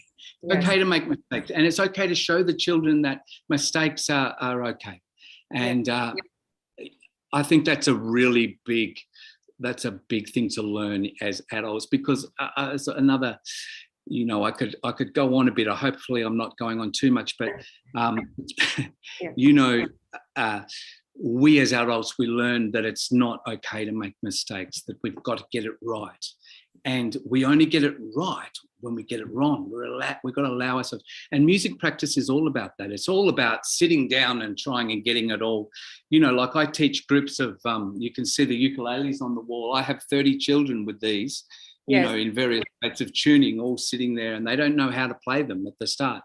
And I've just got to allow a cacophony, to go, and for the children to feel them and touch them. And it's not about stopping them. It's about letting them play, letting them touch it, letting them feel it, letting them make mistakes, hearing what it sounds like, hearing what a good sound is for them, what they like, what they don't like, and, and discovery. It's all about being in discovery, and that all happens in the moment. And that's why for me, with this coming to talk with you, I'm not so good at talking about it. I'm much better at doing it, just being in the moment and doing it, like, and your introduction, Jalpa, like with the children, they learn to draw first, they learn to sing first, and that's what we get back to. Yes. But Michael, you're fabulous at expressing yourself, whether it's with words or music, I can tell you that. And I think you're in your studio, right? You're in your classroom? I'm in my classroom here. Yeah, I'm in my classroom at Byron Community Primary School. Yes. Okay. So, Michael, my next question is that how do you know that you're in the zone? You're in that field, for the children to be getting the most from your lessons? Well, I think for me, I like to keep it lighthearted and cheerful. It needs to be fun. So if it becomes hard and difficult, it's like, of course, there's always an exception. A child will be going through something else, and they might draw the group a certain way, and you have to deal with that with some sort of discipline and that. But I know when it's going good, because it feels good. Everyone's feeling good. Everyone's elevated in their experience, and music should be something to bring us up. It's not something to, especially in primary school. In secondary school, it's different. You have to study, and it's harder work. But I only really teach primary school. I have done some secondary school, and it's harder. It's a lot more difficult to teach a group of secondary kids, because they've got lots of different things going on biologically and everything. There's the boys and girls, but no, I know it's going good when I'm having fun, when I'm enjoying myself. They are, this is what we give. We really give our students our state, is what we give. And the Indian children in Maharashtra taught me that, Lovely. And Michael, can I invite you to do a little demonstration? Well, that's what I thought. I thought, you know, That would I be don't know if you exciting. can hear me. Can you hear me? Yes, of course. Okay. So this is that song from Mahatma Gandhi. And it's, Okay. I offer you peace. I offer you love. I offer you friendship. I offer you this. I hear your cry. I see your beauty. I feel your pain. And I offer you this. My wisdom comes from my spirit within. I salute this spirit in you. Let us work together in peace. I offer you this. I offer you this. I offer you this. I offer you this. I offer you peace. And the children love it. They go, I offer you love. I offer you friendship. I offer you this. I hear your cry. I see your beauty. I feel your pain. And I offer you this. My wisdom comes from my spirit within. I salute this spirit in you. Let us work together in peace. I offer you this. I offer you this. I offer you this. I offer you this. Thank you, Michael. Thank you. That was so, so beautiful. And I'm seeing in the chat, some of the people are asking actually for the lyrics, but you transported us to the heart space through your art, you know, through all your gifts. And thank you so much for that. Thank you. I hope that we can do a workshop with you sometime live, you know. And I'd love to do. Yes, yes, thank you. And, you know, with that, I'm going to move to Chetna Mehrotra, you know, another exciting member of this august panel, an artist, a cultural entrepreneur, the founder of Rangbhoomi, which is an applied theater organization that works with schools as a curriculum partner. She's fabulous as a module designer, a consultant, and a facilitator for organizational cultural building. Hi, Chetna. Hi, namaste everybody. Hello. Namaste, namaste. So Chetna, I know this audience would love to know from you, what exactly is applied theater and drama, you know, and how is it different from theater, speech and drama programs that we generally know of in schools? Sure, that's a good question. And we must make noise about this question, as I always say. Yeah. Applied theater, of course, it has the word theater in it. So it has the theatrics to it. However, it differs from the mainstream theater, as we know, the proscenium theater. Yes. Applied theater comes from a space of being more immersive, being more participatory, where audience or learners are never silent. They co-own the theater space. So they are not just eating popcorns and coffee, hey, nice theater, chai. No, you have to come on the stage and be with us, be the co-owner of the space, because we want to create this together. Okay. And also, if you look at the history of it, applied theater came from spaces like Brazil, from Augusto Boal's work, where civil wars were happening in the 1950s. In UK, post-World War II, I think Binduji and Neerji spoke about their spaces of work. Even the theater in education, influenced by Dorothy Headcoat, came post-World War II. And also Jonathan Fox from US, who wanted to make a theater which isn't authoritarian. Hey, you become the king. I tell you, stand there under the light. No. So he created playback theater, where he said, listen, these are the actors, you are the audience, tell us your stories and we'll play back then and there. It was a theater of spontaneity, theater of non-hierarchical space. Even if you see the physical space, if you see in the theater is like this, the actor is always watched upon, looked, up.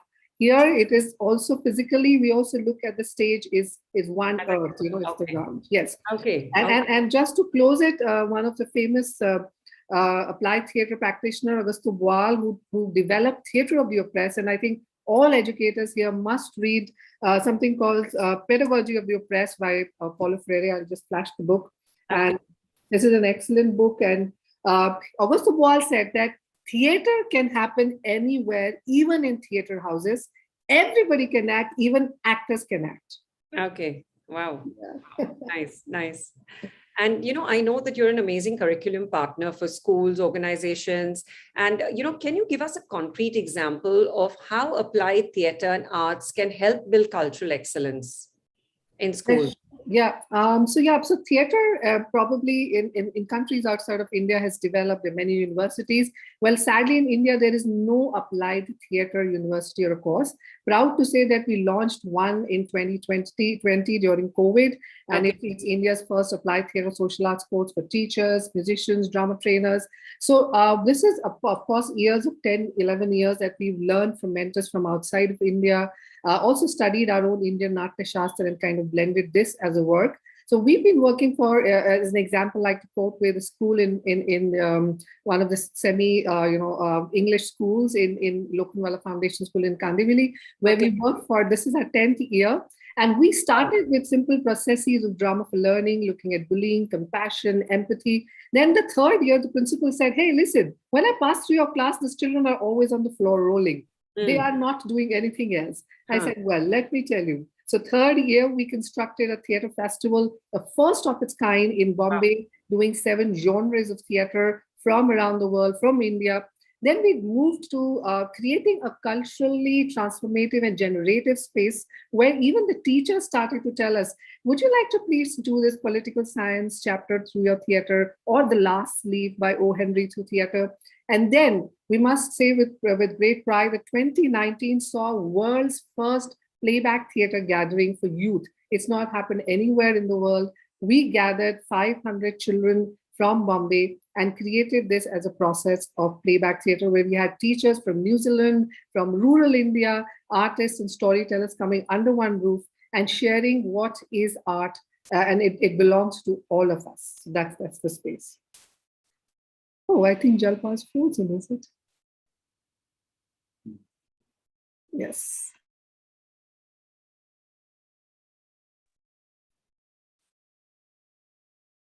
Okay, while maybe you can continue. Yeah. Okay, I can go on. I know my third question. I'm a good student. Okay. So Kumi, Dr. Kumi, would you like me to share or carry on? Perhaps if you could wrap it up in a minute or two, please. Yeah, sure. So, I think we were ending it with a little impact of what applied theater has been doing with schools. Applied theater has a lot of modalities like prison theater, museum theater, Theater of the Oppressed by Boal, and playback theater. And there have been many spaces of impact, and we've also looked at, and this is all by permission that I'm sharing at this forum, where children have come and spoke and reported about sexual abuse, unsafe touch, suicidal tendencies, parental expectations, domestic violence at home, and they have come up to us, and we've also worked with the counselors and psychiatrists and psychologists in the school to work through this. And also, as applied theater as a pedagogical tool, we teach literature, political science. We also work with a lot of children in the urban slums, looking at their oppressive spaces, at migrants and their oppressive spaces, and how applied theater could be a space for voice and action. I think that's what the forum is all about. To wrap it up, I'm going to invite some of my friends here to see a little demo of what playback theater today looks like. And my colleague Roshan's here, so if somebody can spotlight Roshan. Roshan, you have to say a hi. Hi, Chetna, I'm back. Sorry, I lost network. So, Jalpa, I'm just doing a quick demonstration. Lovely. Thank you. Yeah. Okay, so I'm going to invite Michael, Meera, Ji, and Binduji. Would you like to share in one word, and Jalpa, popcorn style, how have you been feeling since past hour and a half? So quick, one word, popcorn style. Yes, come on. I'm feeling happy. Happy, okay, what else? Enthusiastic. Enthusiastic, what else? And people can type it in the chat also. Yes, Michael, what about you? I can. Honored. Honored. Okay, Meeraji. Yeah, 100 languages in action. 100 languages. Urja Shah, Sarojji, I see you on video. Tell us how you're feeling. Urja. Am I reading your lips and saying? No. I'm just amazed. Amazed. And Sarojji, quick one from you. Yes. Did you say amazing? Good. Okay, I can read your lips and mute. Curious says Dhruva. All right, so here we have a lot of feelings. Let's see this in a fluid form plus an echo form. Let's watch.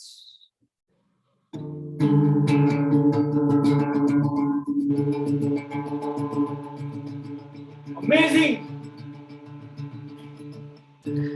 Hey, I feel absolutely honored. Gandhiji, yay! 1, 2, 3, 4, 5, 6, 7, 8, 100 languages.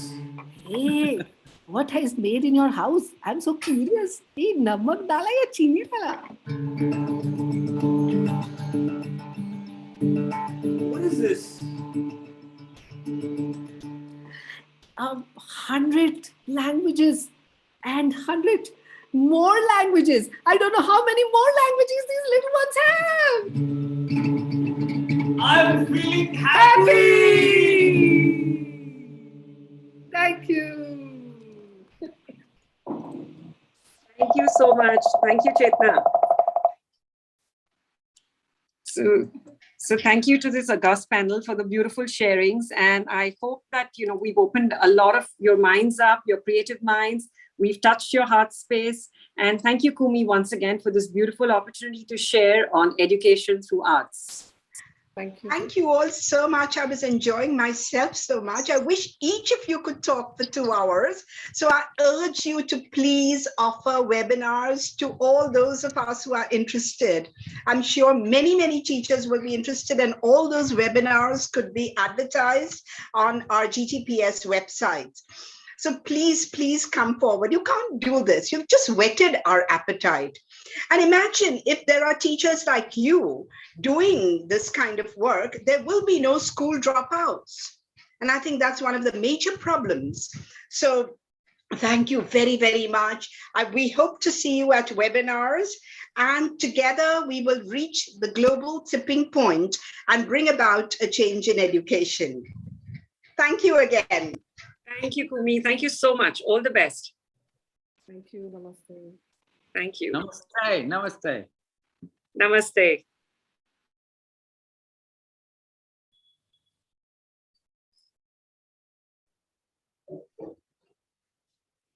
For a session that perhaps can only be best described in the word soulful, it is my pleasure to thank Ms. Jalpa, Dr. Bindu, Ms. Veera Balla, Ms. Chetna Mehrotra, and Mr. Michael Turner. For our next session on education through sports, it is my pleasure to welcome Ms. Urja Shah. Ms. Urja holds the distinction of being the president of SETCO Foundation that implements the corporate social responsibility initiatives of the SETCO group of companies. Welcome, Ms. Urja, and over to you. Thank you so much, Nina. Wow. That's a hard act to follow, and it is a real pleasure being here, everybody, today with you. It's great being here, not just chairing this session, but listening to all these sessions earlier, which were just so rich and insightful, so much learning. So thank you, Dr. Kumi and Global Tipping Point Summit team for this opportunity today. Really set the foundation for the topic today, which is sports as education. So I would like to begin, of course, by introducing our speakers for today, which is Dr. Nupur Dhingra Pavia, who is a clinical psychologist, and her husband and fellow team member, Richard Pavia, who is also an athlete and a coach. And they are both founders and directors of the Art of Sport. And I think after all that learning today, we don't have to ask why a psychologist and an athlete have paired up together. I'm sure they have some very exciting things to share. But I want to quote from their website before I hand it over to them, which is, "The Art of Sport is a responsive early intervention program in emotions, feelings, and physical development of young girls through sports and group therapy." And I just want to pause there because we've all been talking about feelings, emotions, connections, and how powerful is that, right? So today, Nupur and Richard bring to us sports as a joyful medium for holistic development. And before I hand over, I just want to say that, we're not talking about sports only as a medium of education, or sports and education, or sports as a supplement to education. We're really talking about sports as education. The session before spoke about learning through nature. We spoke about art. We spoke about learner development yesterday. We spoke about assessing different ways of being and different ways of growth. We talked about what we need from our children in 21st leadership. So we are all recognizing that there is a huge paradigm shift for all of us, that education is far beyond academic competencies, right? So we're all reframing the objective of education from sort of domain knowledge and domain competency to sort of saying, okay, there's learning and growth across multiple ways and ways of being. So when we look at it from the lens of sports, we have, again, so many different perspectives. We can look at it as sports as a medium for, proliferating neural pathways, which then set the stage for higher order cognitive learning. You can look at it as a way for sensory feedback. How is our body and brain getting all this biofeedback, right? Social emotional well-being, there's peer support, you're building trust, you're building communication, you're building support for each other, you're being a part of a community and a team. It's experiential learning for collaborative skills, for values, for teamwork, all this 21st century leadership skills we spoke about, project-based learning, strategy. This is all over and above what we call the health and wellness benefits. And each sports lesson has an opportunity to integrate traditional domain knowledge as well. So Nupur, Richard, over to you guys to share your journey. And as you share your journey, I urge the audience to think about how sports can more visibly be known as not just a component of education, but an essential core. Great having you both here today, and I'm very excited to hear what you have to say. You're muted. Thank you so much. Thank you so much, Urja, for that lovely introduction. Our conversation before in the run-up to planning today's session was where it all got really sort of exciting for me, because I could see that you got what we were talking about. And so some of what we're presenting today is also about how the art of sport started. And part of that story is how hard it was for people to really know what we're talking about. So I'm going to just share a screen.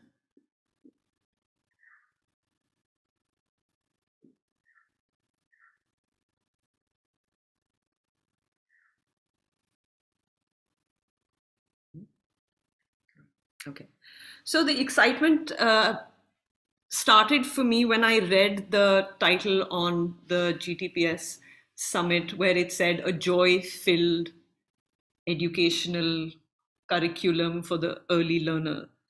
And that did it for me, because play for joy is our tagline. It's the art of sport, play for joy. And that's really our focus, which is that everything that we do with the groups of children has to be fun. They have to have fun doing it. Because that is the only way to engage them, because this isn't school. This is a voluntary, come to it if you feel like kind of after school activity. And we're happy to say that our dropout rate is very low. So we think that we must be hitting some buttons in the right place. So the art of sport started from a personal journey for Richard and me when we had our own early learner, and we were the parents to this little one who was then 6 or 7 years old. Yeah. And what we actually, I think this whole journey of the art of sport and much of what, we're hearing also started for us personally is from this incident back in 2004 14, our daughter was now 13 and a half years old. I mean, 6 years back, she was a little toddler. And in the skating rink here, I noticed the coach or the instructor in very much, how we talk to, or PT teachers in school talk to children with such authority of, oi, ye nahi karna hai, oi, aise karo. The sheer tone with which he was talking, I could see the way children were getting intimidated. They were getting scared. Not because he was saying something wrong, it's just the way he was talking to these children. Girls, boys, these are, at that point, these children were 4, 5, 6, 7 years old. And the nervousness on their face was showing. They were making mistakes. And Nupur and I, at that point, thought, surely there are other ways in which we can talk to children who really want to experience their bodies and what their bodies are capable of. I mean, think of it this way. The way we talk to our children in a sporting arena, introducing them to sports for life, if this is how we are talking to them, how many, PT Ushas or how many Sachin Tendulkars we've actually killed off at that level, at that age, just by the way in which we interact and nurture our children who really want to experience what their bodies are capable of. So the art of sport actually started back then. And a few months later, same child, under 7 Delhi swimming competition, the coach was only interested in medals so that he can show how he, as a coach, is bringing all the medals. But it was not about the child. It was, the intimidation of, not prepared the child for an experience of a crowd, an audience. How do you talk to a child when a child might be a little nervous? How do you nurture anxiety and bring out the best in a situation from a child? How do you build rapport? All this was completely absent. So we started the art of sport in 2015, purely keeping mental, emotional, and physical well-being at the core of what we're doing. I know these words are used so often now, especially now in the last 2-3 years, but we've been doing it unflinchingly day in, day out for the last 6 years. It's not easy, because how do you change mindsets of parents when you tell them that, your child is capable of so much more if you just let her really experience what she can do with her body. So we started, by the way, the Art of Sport is not an NGO. It's not a charity. It's self-funded and it's for profit. And we believe that we keeping it for girls is simply because in our country, generally speaking, the opportunities given to girls are lesser when compared to boys. I'm saying generally speaking. So it's okay if, it's a hot sunny afternoon and, little boy wants to go out and play cricket, but we are protective generally towards our, to our daughters or granddaughters and saying, "Kyun bahar ja rahe ho? Itni dhoop ho rahi hai," all these things. So we deny at these different levels girls largely to really experience what they can do.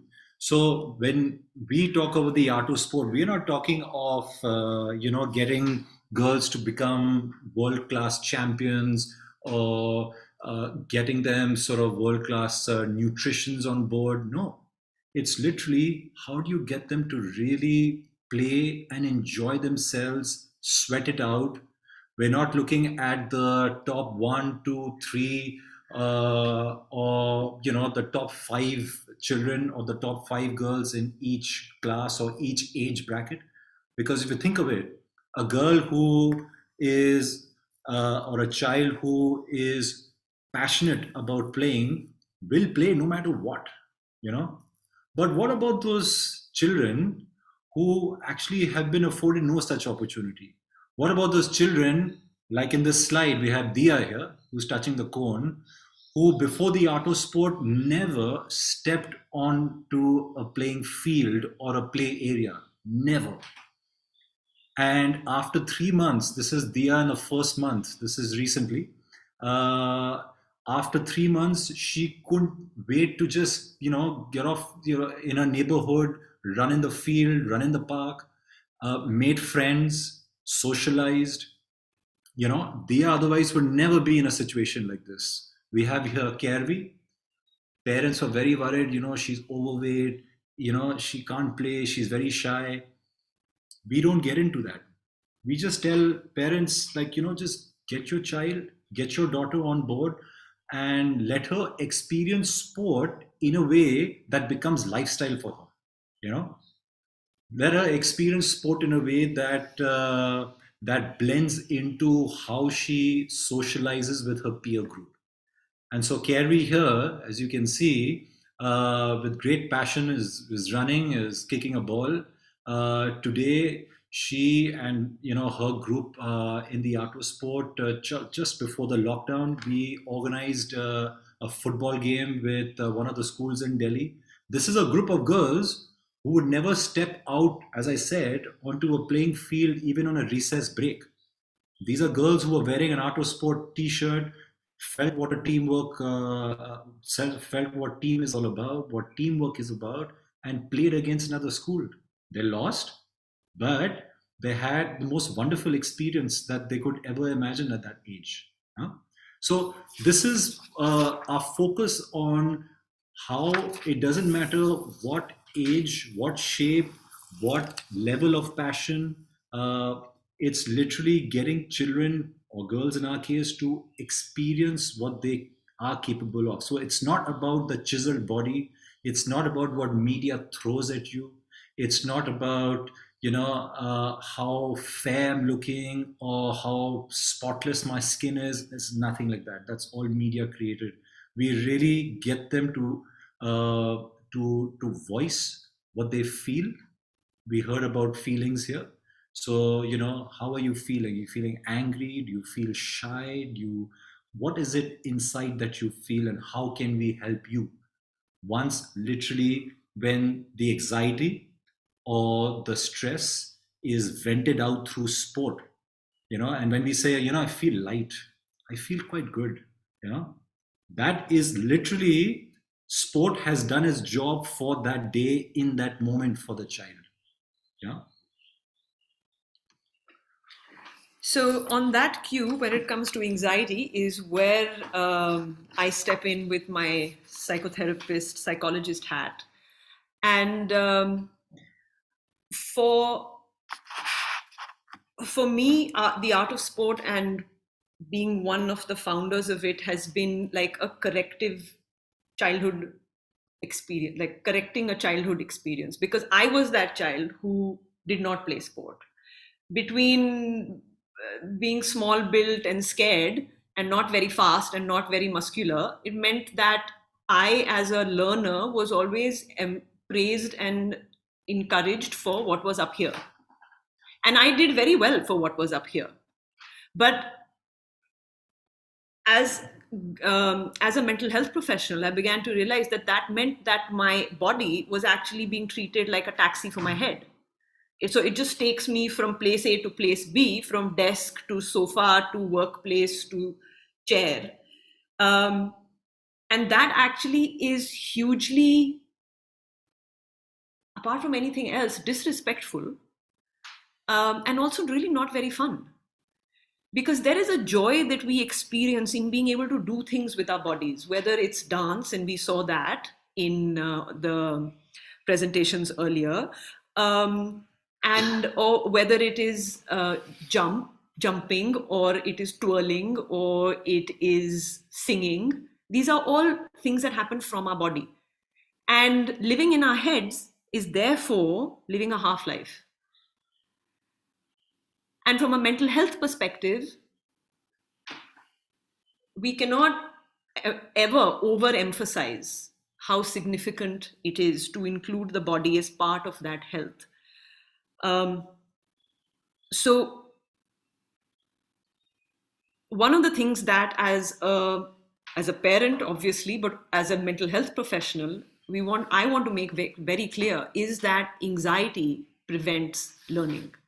And I'm talking about this at the level of neural functioning, because anxiety is a physiological state which is a response to stress. It is a response to a threat, which means the organism is focused in trying to save itself. That is not the point at which new neural networks are going to be created.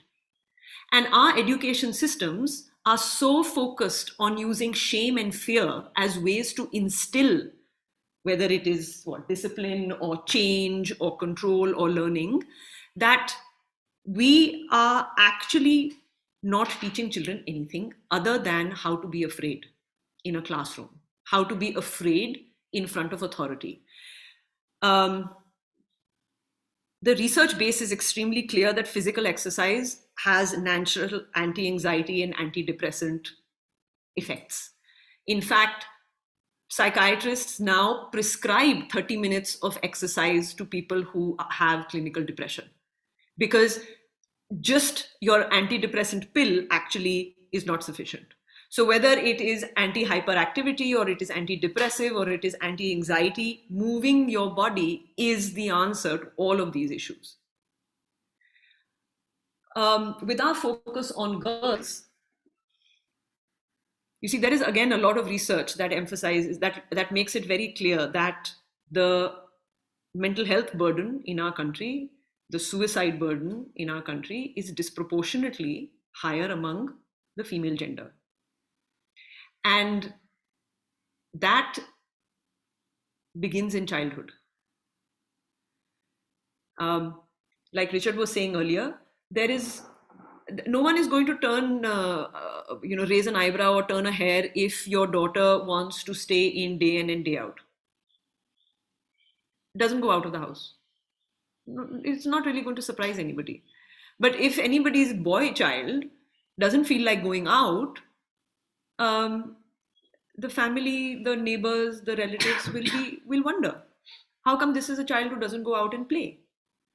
So even from a very young age, the socialization is extremely different and the expectation is different.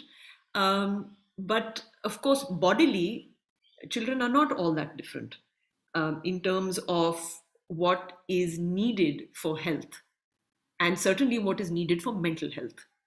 And moving and playing is a very essential part of that. So let's look at this slide here. This is kindergarten. This is a kindergarten timetable where you will have to look very closely to find outdoor play. It's somewhere stuck in the afternoon somewhere later. And there's 30 minutes twice a week. That's in kindergarten. By the time you come to middle school, you have PT once a week. Okay. All the rest of the time, these children are expected to sit on a chair and focus.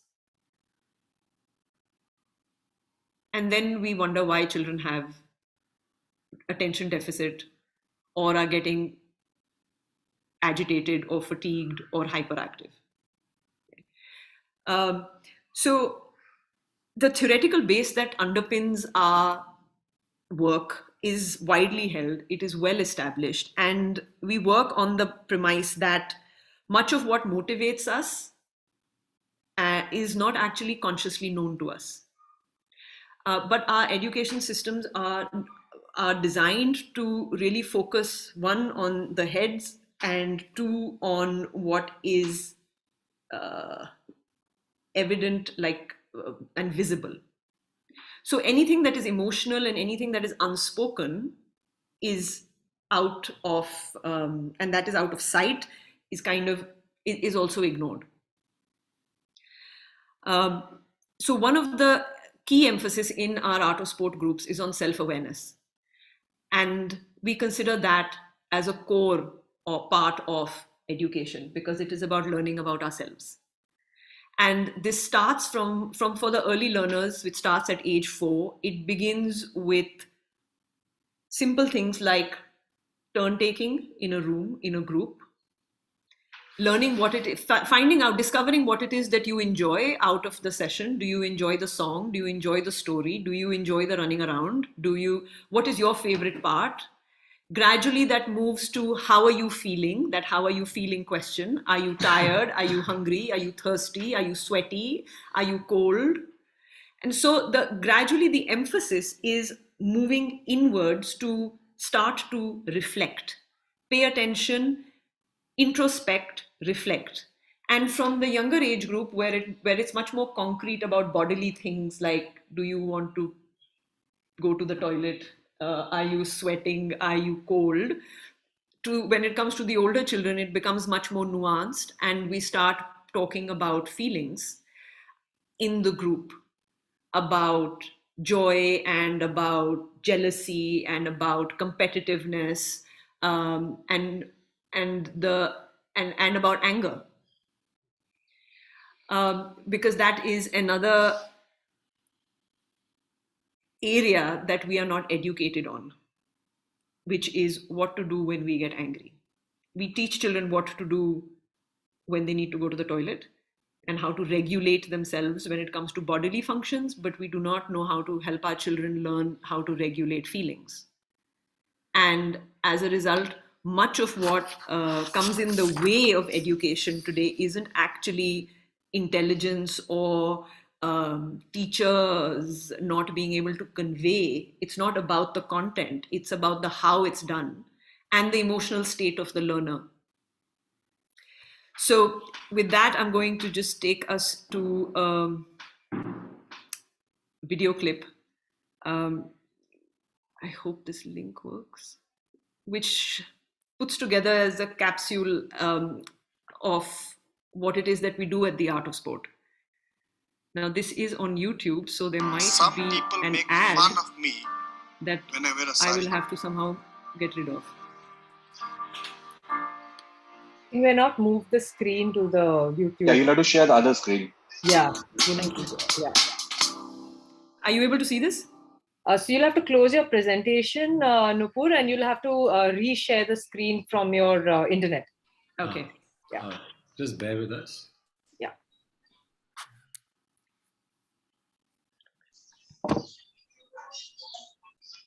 Stop sharing your PPT.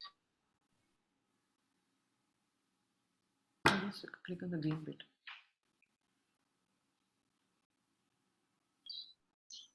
Okay. Now share your YouTube screen. Is that visible to everybody? Yes. Okay, thank you. Thank you.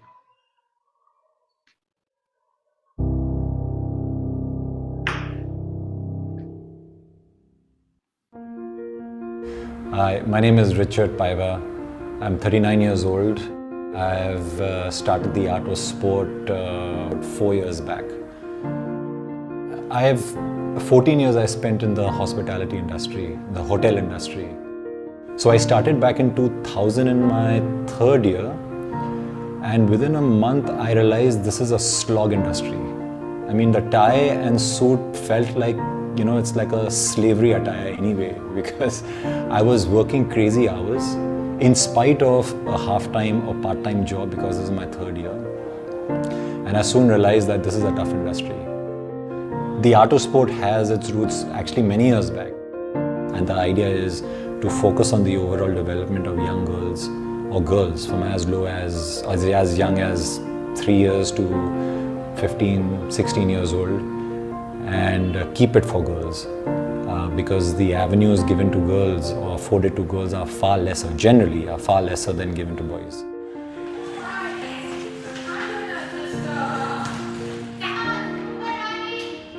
The kind of space that we've created for ourselves in Delhi and slowly around is something which is very niche.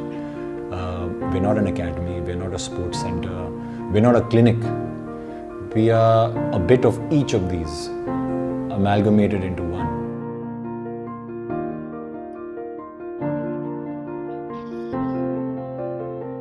We find we work with those girls who are the ones who do not consider themselves as sporty.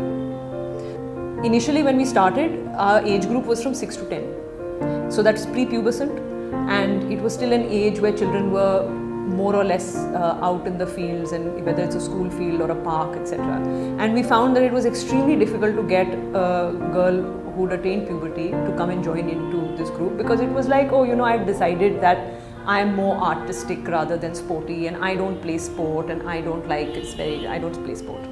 But then we began to see that in the clinic where we were doing individual counseling, I was doing individual counseling, there was a lot of girls coming in who were teenagers, early teens, 13, 14, 15, where the not being sporty was actually costing them in terms of their emotional growth. And so we were getting a lot of depression, self-harm, anxiety, suicidal thoughts in the clinic. But once we supported these girls to get to the point where they could be like, okay, fine, I'll try out this experiment of the art of sport, it changed them dramatically.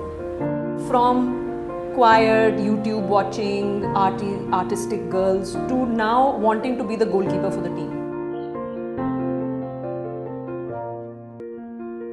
In terms of the sessions, we have 4 different groups: a 3 to 5 year old group, a 6 to 8 year old group, an 8 to 11 year old group, and a 10 to 15/16 year old group. Each group is facilitated by a qualified sports coach and supported by a qualified child psychologist.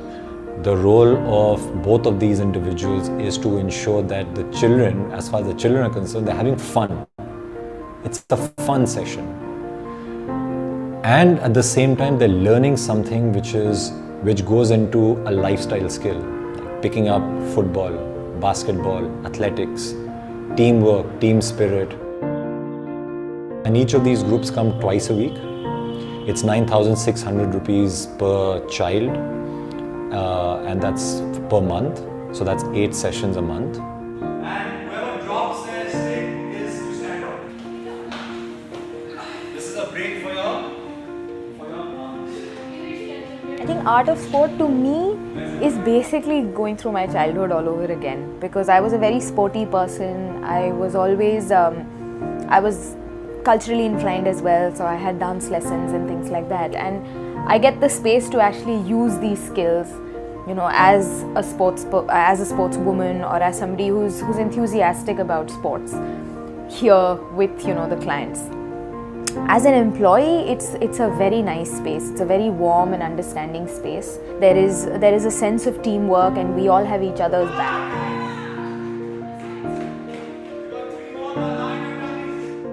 We stress a lot on the emotional side of the art of sport, because that part belongs purely to the child. If you think of it, your feelings belong to you. They don't belong to your mother, they don't belong to your father. It's yours. Now let's talk about those feelings. And that's what we really focus on.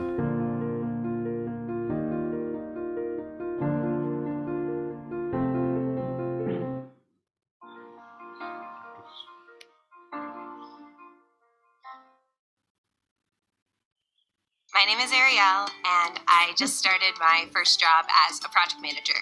When I was a student, I'd write long essays that I'd...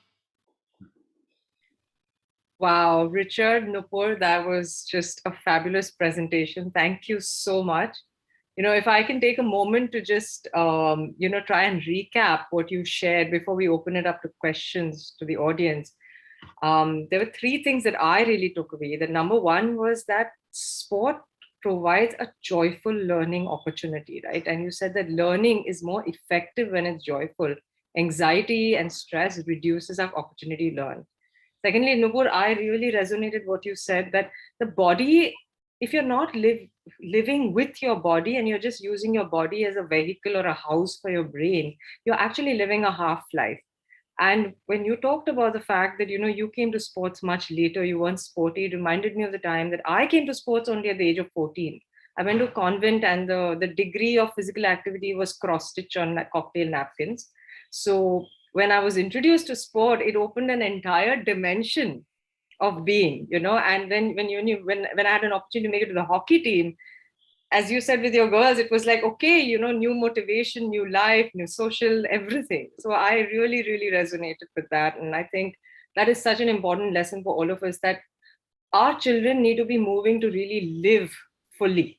They're not their brains, they're the whole human beings.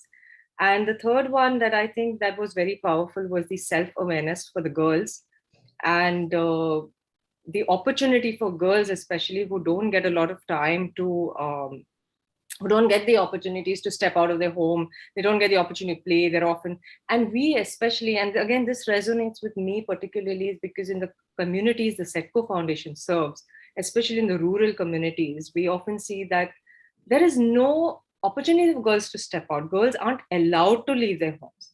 And when some of the sports programs were introduced, we recognized that the girls, as they started participating, they discovered voice, and they discovered a way to exercise choice. And by that, what I mean is simple things like saying, we don't want to drop out of school. We want to continue in school because we don't want to, become domestic staff. We want a higher education. One of the most powerful takeaways, the girls who used to be even engaged at the age of 14, 15, 16, child marriage, would say, no, we don't want to. And they had a voice to go and talk to their families, their fathers, their mothers, and say, no, we want to get ahead. We don't want to get married. And some of the impact that we have seen in some of these programs in rural areas is that, one of the biggest problems in the country is early marriage, and, the girl child not being ready for, a baby, the health problems and the malnutrition and low birth weight, all these issues affect, sort of impacted by early motherhood. There is such a powerful element of sports as a way to just eliminate that. So sports is not just for play, it is a really crucial component of all the developmental goals and SDGs that we want to sort of address. And therefore, I really found your video so beautiful and powerful. And I would like to open it up. Much as I want to ask 20 questions, I'm going to have to hold off on that for another time. But I think we have 3 more minutes. So we have opportunity for 1 or 2 questions from the audience. And if somebody would like to, go ahead or just put it in the chat, maybe they can do that.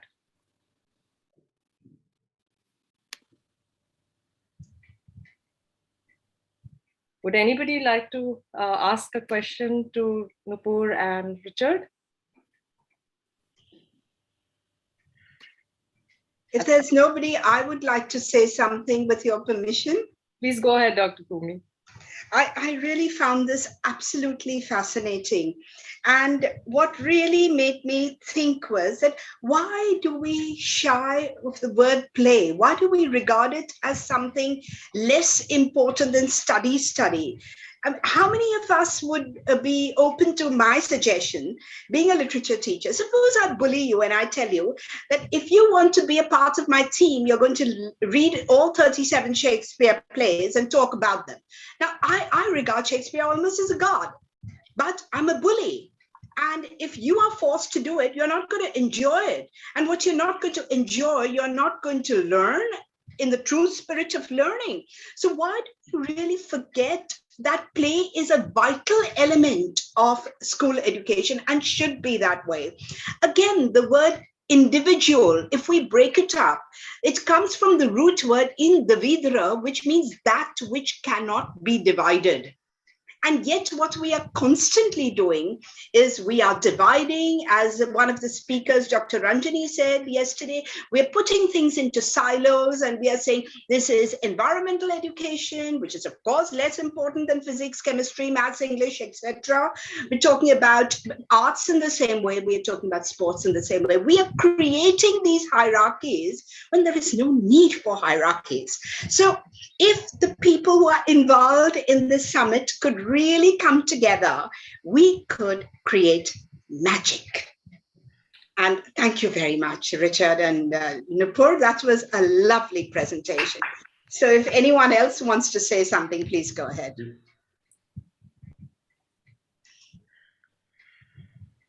Urja, there is a question in the chat.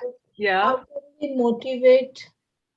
It's there in the chat box. So it says, how can we motivate the child to go with sports, even if they don't like sports? And Richard, I'm really going to let you take that one, because I think you talked about it right in the beginning of your video. How can you motivate? I mean, surely there must be some other emotional or mental obstacle for the child, which actually has nothing to do with sport. So I think one of the things is to go to the or get to the level of the child. This is Aarti. So is to get to the level of the child and understand what might be probably going on in the class or with the child, maybe something at home, maybe been sort of introduced to activities in a negative way, which means harsh tone, harsh way of speaking. So I don't think it's got to do with sport. 98% of the time it's got to do with their immediate surrounding. So first find that out, I think. I'm actually just going, I'm remembering a story where there was a 10-year-old who came for one of the out of sport sessions because her parents thought that it would be a good idea for her. And she was this child and she was standing like this. She was like, I'm not going to play. Like you can take a horse to water, you cannot make them drink. So she had taken that attitude and she stood on the side and she watched the other girls for a good 45 minutes playing. And in the last 10 minutes, she couldn't resist herself. And she just couldn't resist it. She couldn't stop herself. And she just joined in. Because we said, yeah, no pressure. You don't want to run. You don't want to play. Don't play. Just, Mummy, Papa ne bheji diya hai to. Since you're here, you might as well just hang out. She could see the other girls were enjoying themselves so much that it pulled her in. We didn't have to do anything. I hope that answered your question. Yeah. The crucial thing here is that at some point as adults, we have to just let the evidence do the work and we have to not say too much. I think we are kind of out of time. So thank you so much again, Richard and Nupur. This was just really, really enlightening and I loved it and I'm going to get in touch again. Thank you so much for inviting us. It was a real pleasure and a real honor to be part of the summit. Thank you. Yeah. And it's really very exciting for us.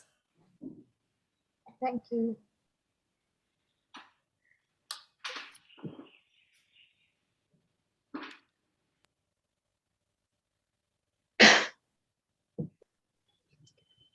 Thank you, Ms. Urja, Dr. Nupur, and Mr. Richard. Thank you for taking us through this idea, so beautifully and seamlessly you've taken us through this idea that sports is an art by itself. As someone who is a self-confessed sedentary person, this was extremely, it was a revelation for me and I was feeling so guilty. I don't know whether there's hope for people at my age, but we can talk about that some other time. Friends, we move on to our next session. And today, when technology is all pervasive and even inevitable, in keeping with this trend that we are all living with, our next session is on digital pedagogy and gamification. And it is my pleasure to welcome Ms. Deepa Soman. She is the founder of Lumiere Business Solutions and a transformation catalyst, a consumer research expert, leadership coach, mentor, and expert facilitator. In her own words, and I quote, she is learning to leverage the magic of the digital world, unquote. Welcome, Ms. Deepa, and over to you. Thank you so much, Nina ma'am, for that kind welcome. And I am absolutely fascinated by the sessions that I've been listening in, right from learning through nature. Then we learned about the art, we heard about sport, and how all of these have become almost things that we probably have lost touch with. But one of the things our children haven't lost touch with, especially in the times of the pandemic, is technology. And we have all sort of seen that nobody would say that nature, art, technology, nature, art, or sport would be a double-edged sword, but with technology, it's always a double-edged sword. And I'm delighted to tell you a little bit about the person I'm hosting today, someone who's kindly come away from his paternity leave, and I feel most guilty pulling him out to do this session for us, Alexander Johnson. Alex, you're here. Thank you so much for being our guest today. Oh, thank you.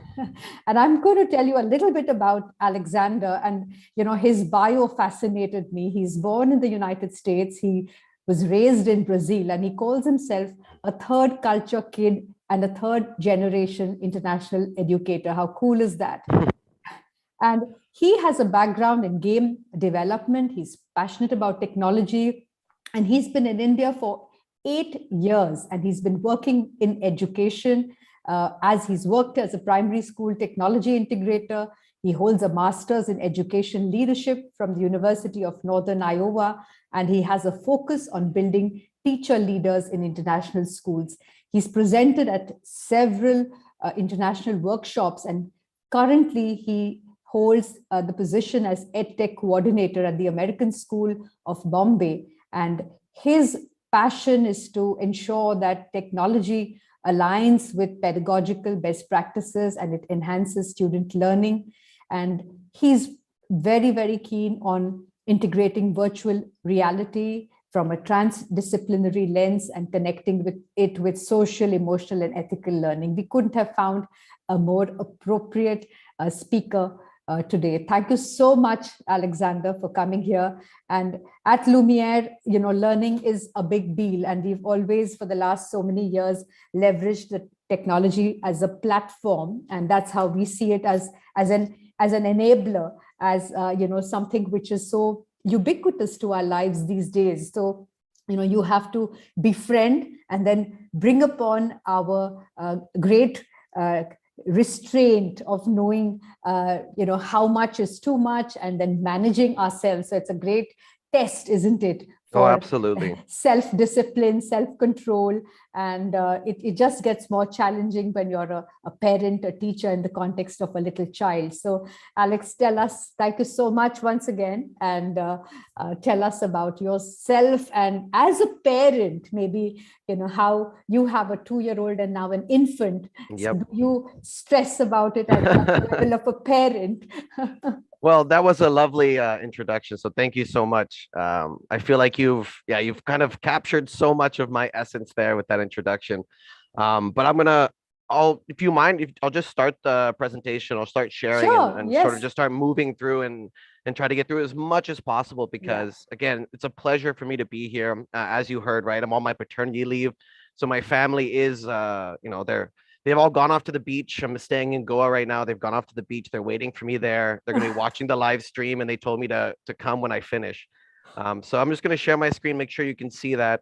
And then I'm going to sort of begin this talk, which, as you mentioned, it was a real pleasure for me to be invited to speak, and then also just to see the sort of umbrella topic and being able to sort of craft my presentation today. Because as you said, my background being in game development, this is an area that I'm very passionate about.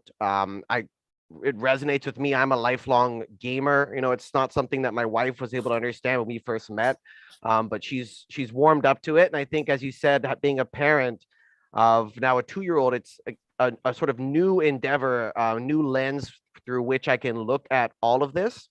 And if I were to go back and talk to my younger self, 12 years ago, before I even started this journey into education, I'd be having a very different conversation. And so I think today was really nice for me to go and revisit some of the things that I might have shared or spoken about, and reframe it using some of my new experiences as a parent as well.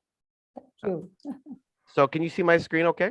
We can, thank you. All right, so the title of today's session is The Gains of Gamification, and I'll be talking about what that means. And I've come up with what I consider to be quite a witty acronym, which is GAINS, and I'll be sort of stepping you through how that connects with pedagogy, because one of the things that I've realized through my journey in education is really the importance of true pedagogical knowledge. And irrespective of how much technology you have access to, it really comes down to how are you using it and leveraging it, like you said, right, to have the highest impact and not using it simply as a gimmick or a toy, right? So really, how do we connect and align that with pedagogy?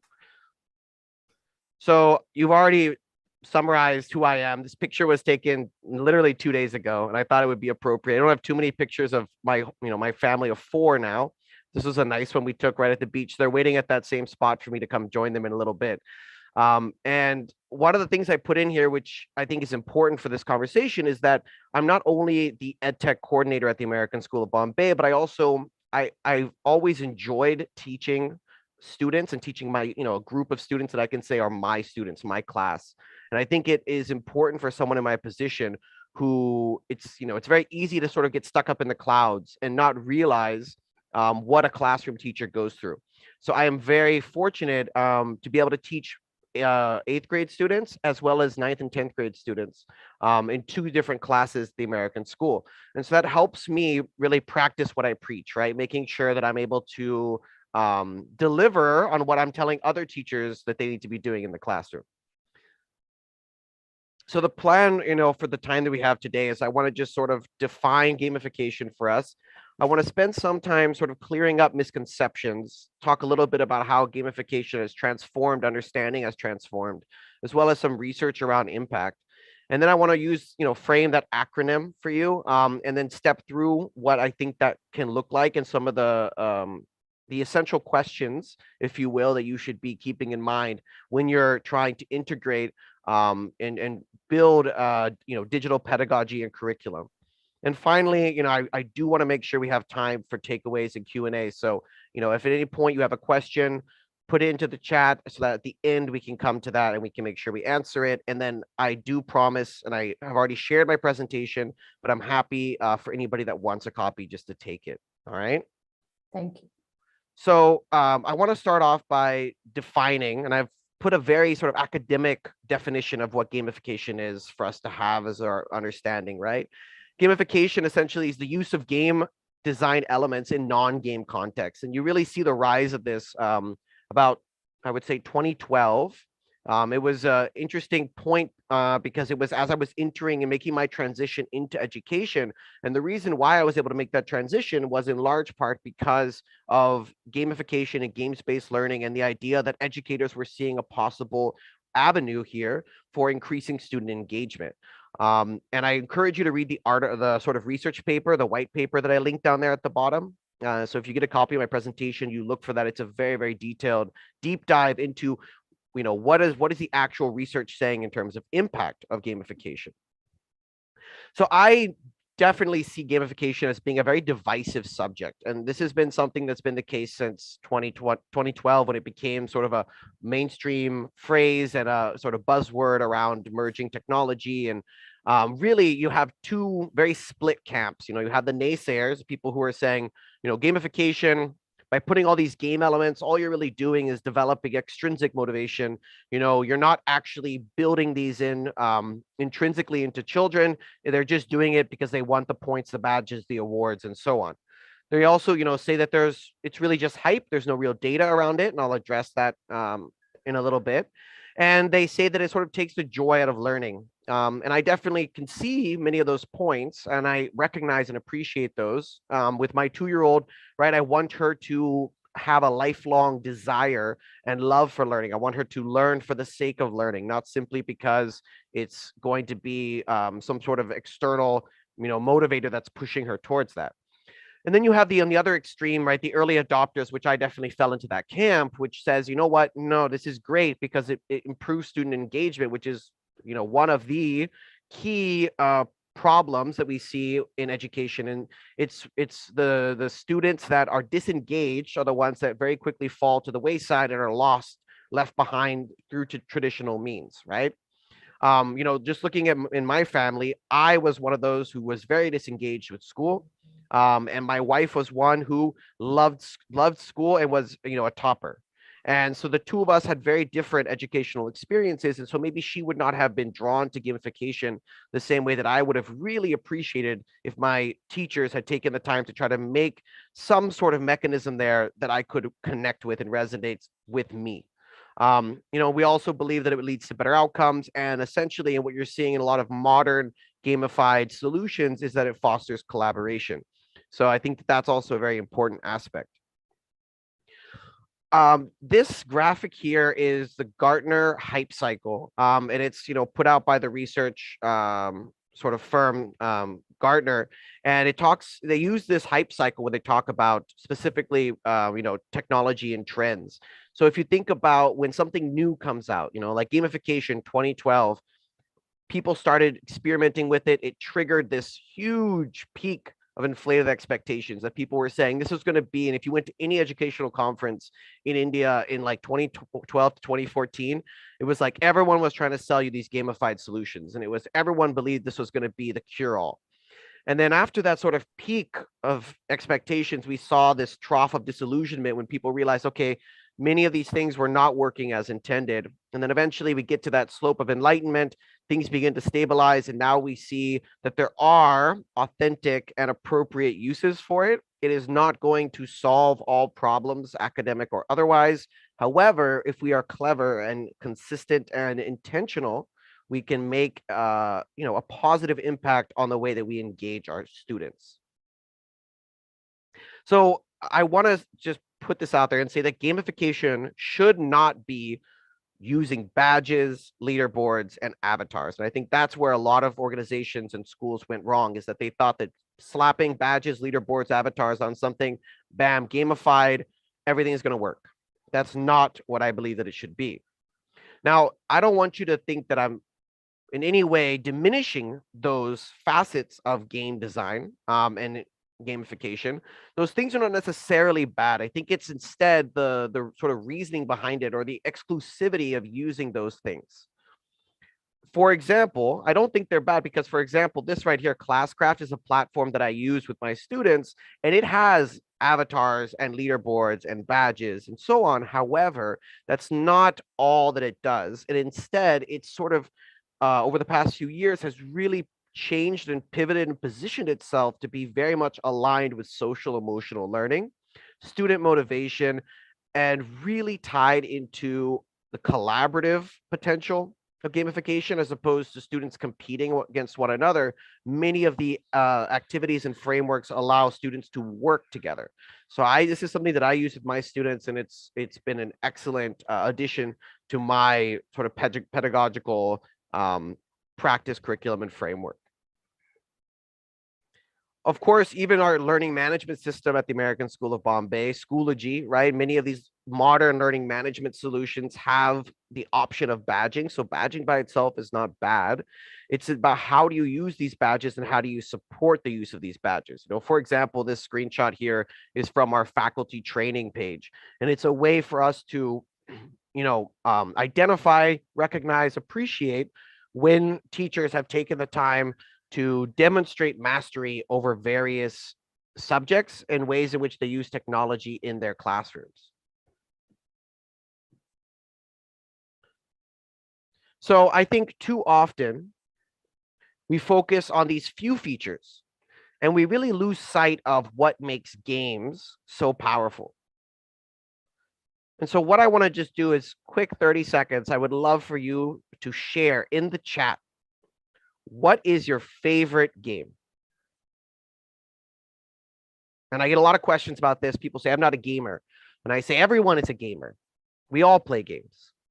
You might not be playing a digital game. We just saw that fantastic, presentation about sport.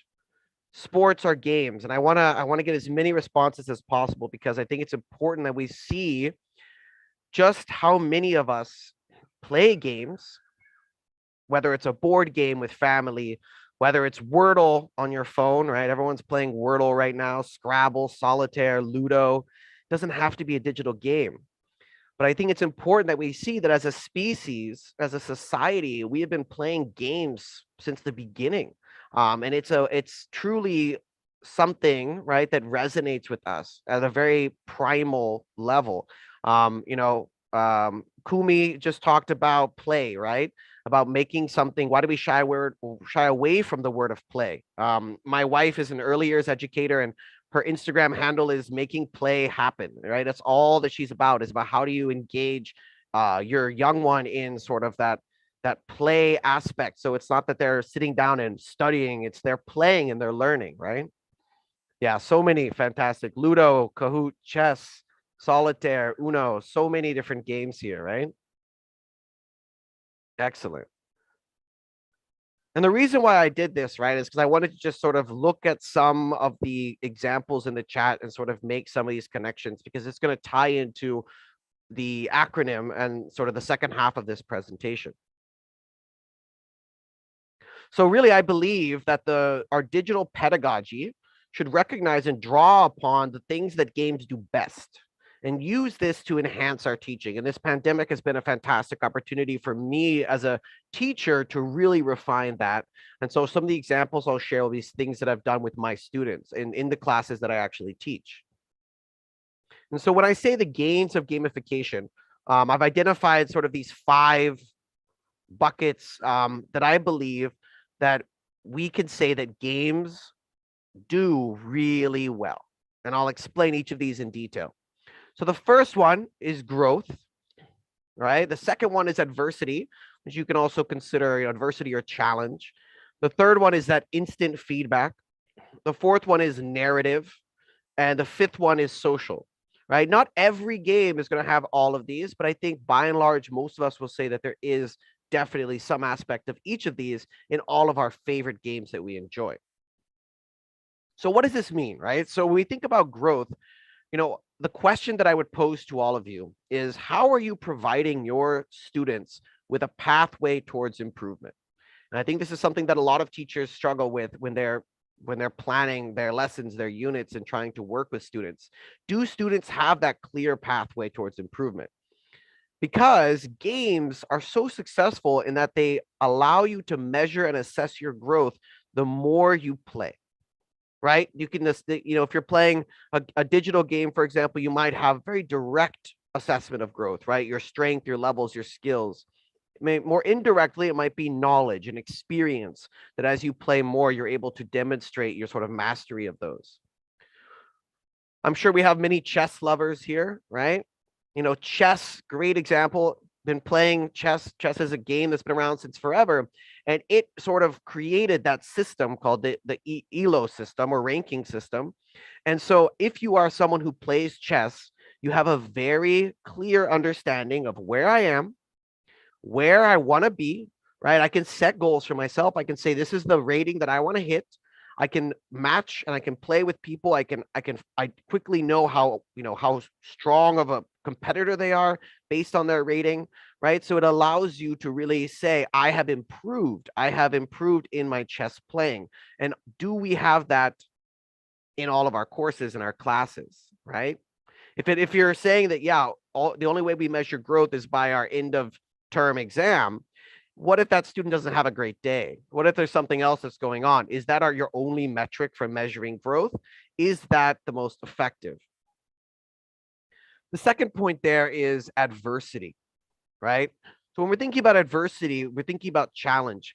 How are you providing your learners appropriate challenge and appropriate opportunities for them to overcome those challenges? And it really comes down to, we throw the word rigor around quite a bit, right? We as teachers were taught, depending on when you went through your sort of teacher training, maybe you were taught to teach to the middle, right? Teach to the middle and you can engage the most people. Or maybe you were taught, teach to the lowest because they need it the most.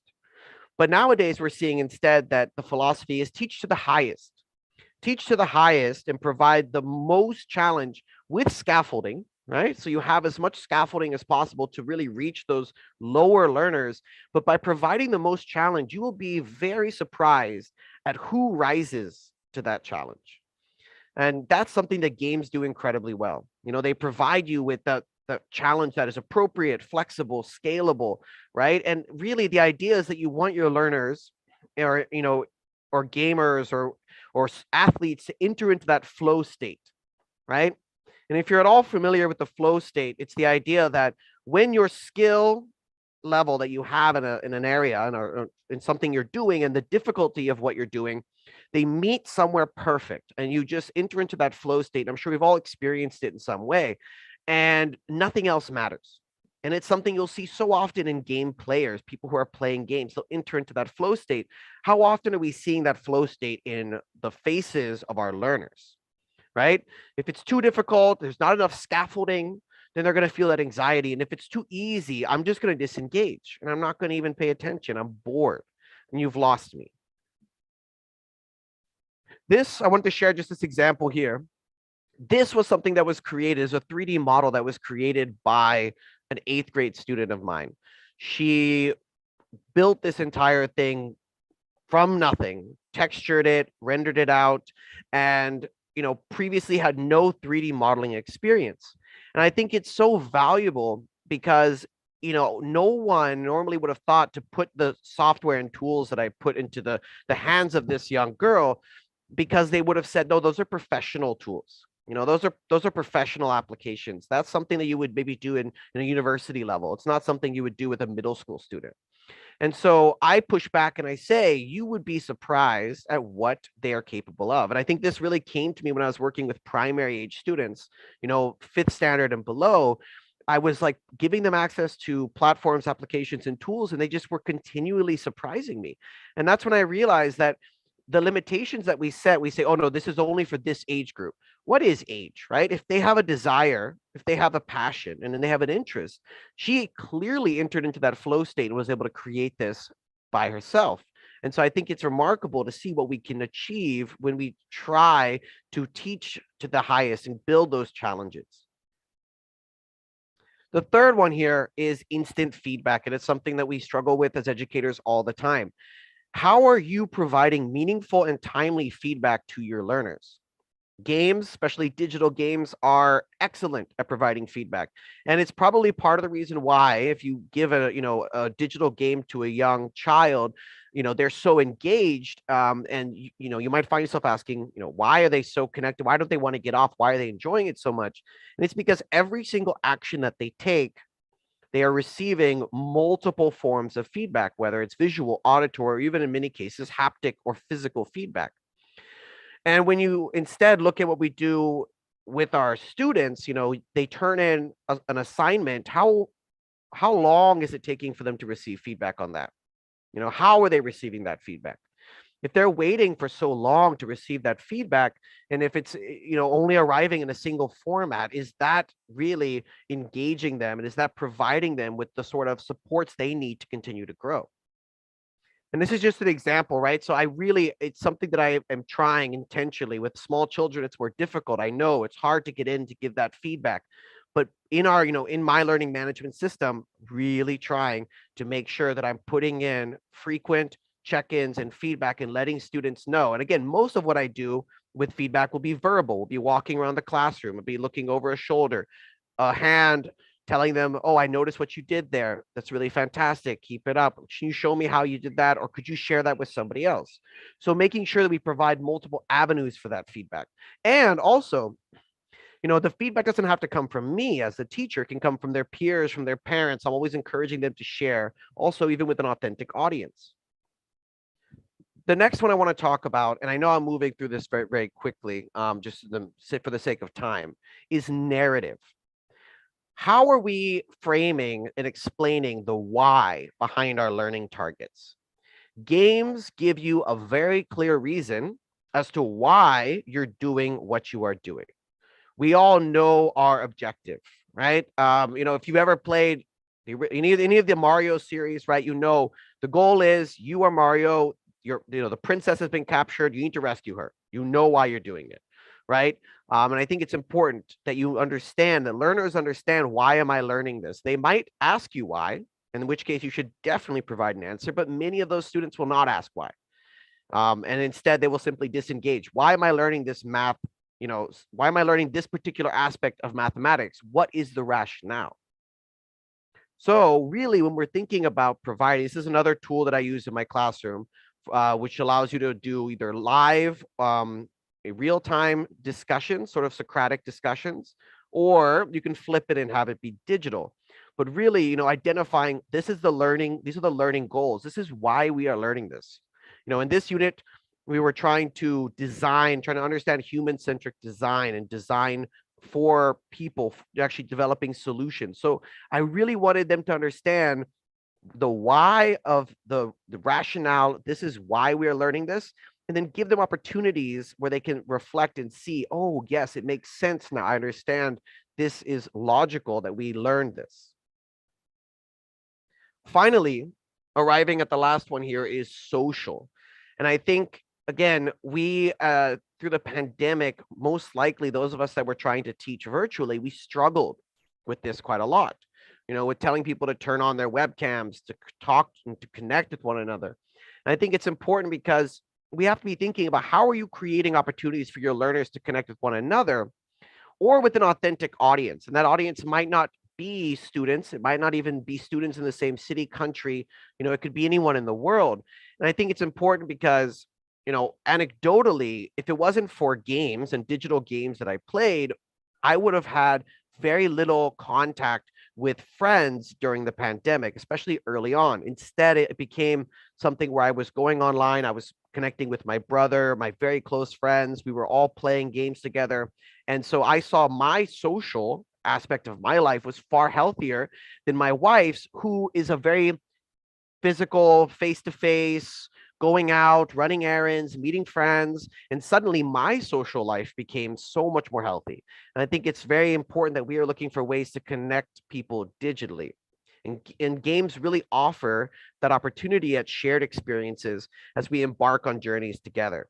I don't know how many of you are playing Wordle every day, but I would say that, initially everyone in my family was playing sort of independently.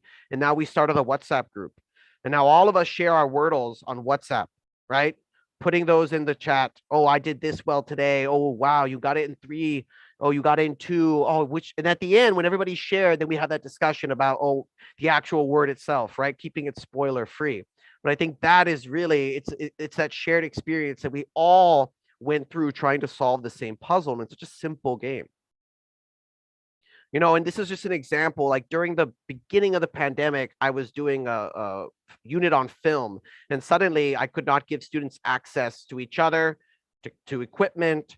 I couldn't do anything because they were all stuck in their apartments. So, I really told them that, we're going to do a film unit and we're going to have a film festival. It's going to be streamed on YouTube, and you're all going to create films related to or sort of sharing your experience of living through the time of COVID-19.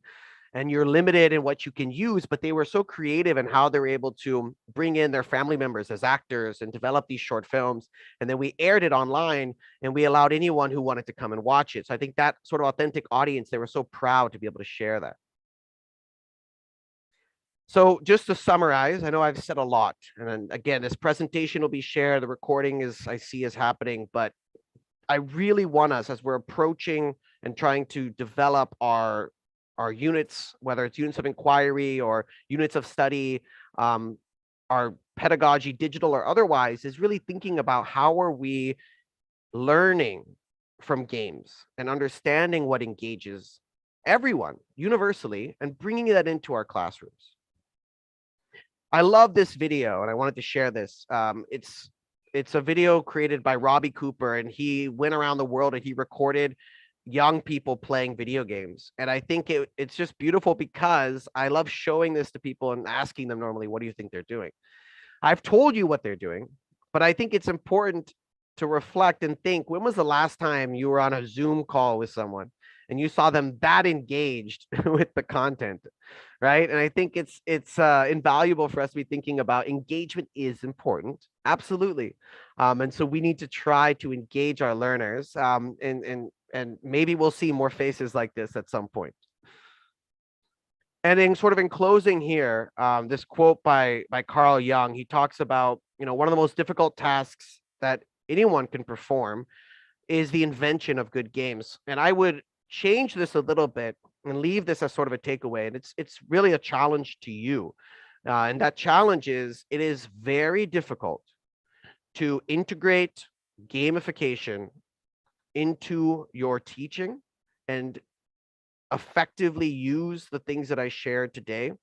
But I hope that at least a few of you go back and sort of reassess your curriculum, your teaching practice, and think about the ways in which you can make it more gamified and make it truly more gamified and not gimmicky, but instead drawing upon sort of the universal tenets that make games so powerful to all of us.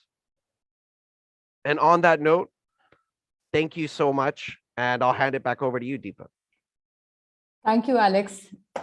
That was really a very, very exciting and a very engaging. You did have us, quite engaged as well, and really did well in terms of getting our attention and keeping us in that state of constant sort of a sort of an energy to discover and to know more. And yes, I think in that small, short time, we did get a lot of gains in just listening to you talk about growth, adversity, instant feedback, the narrative, and the social.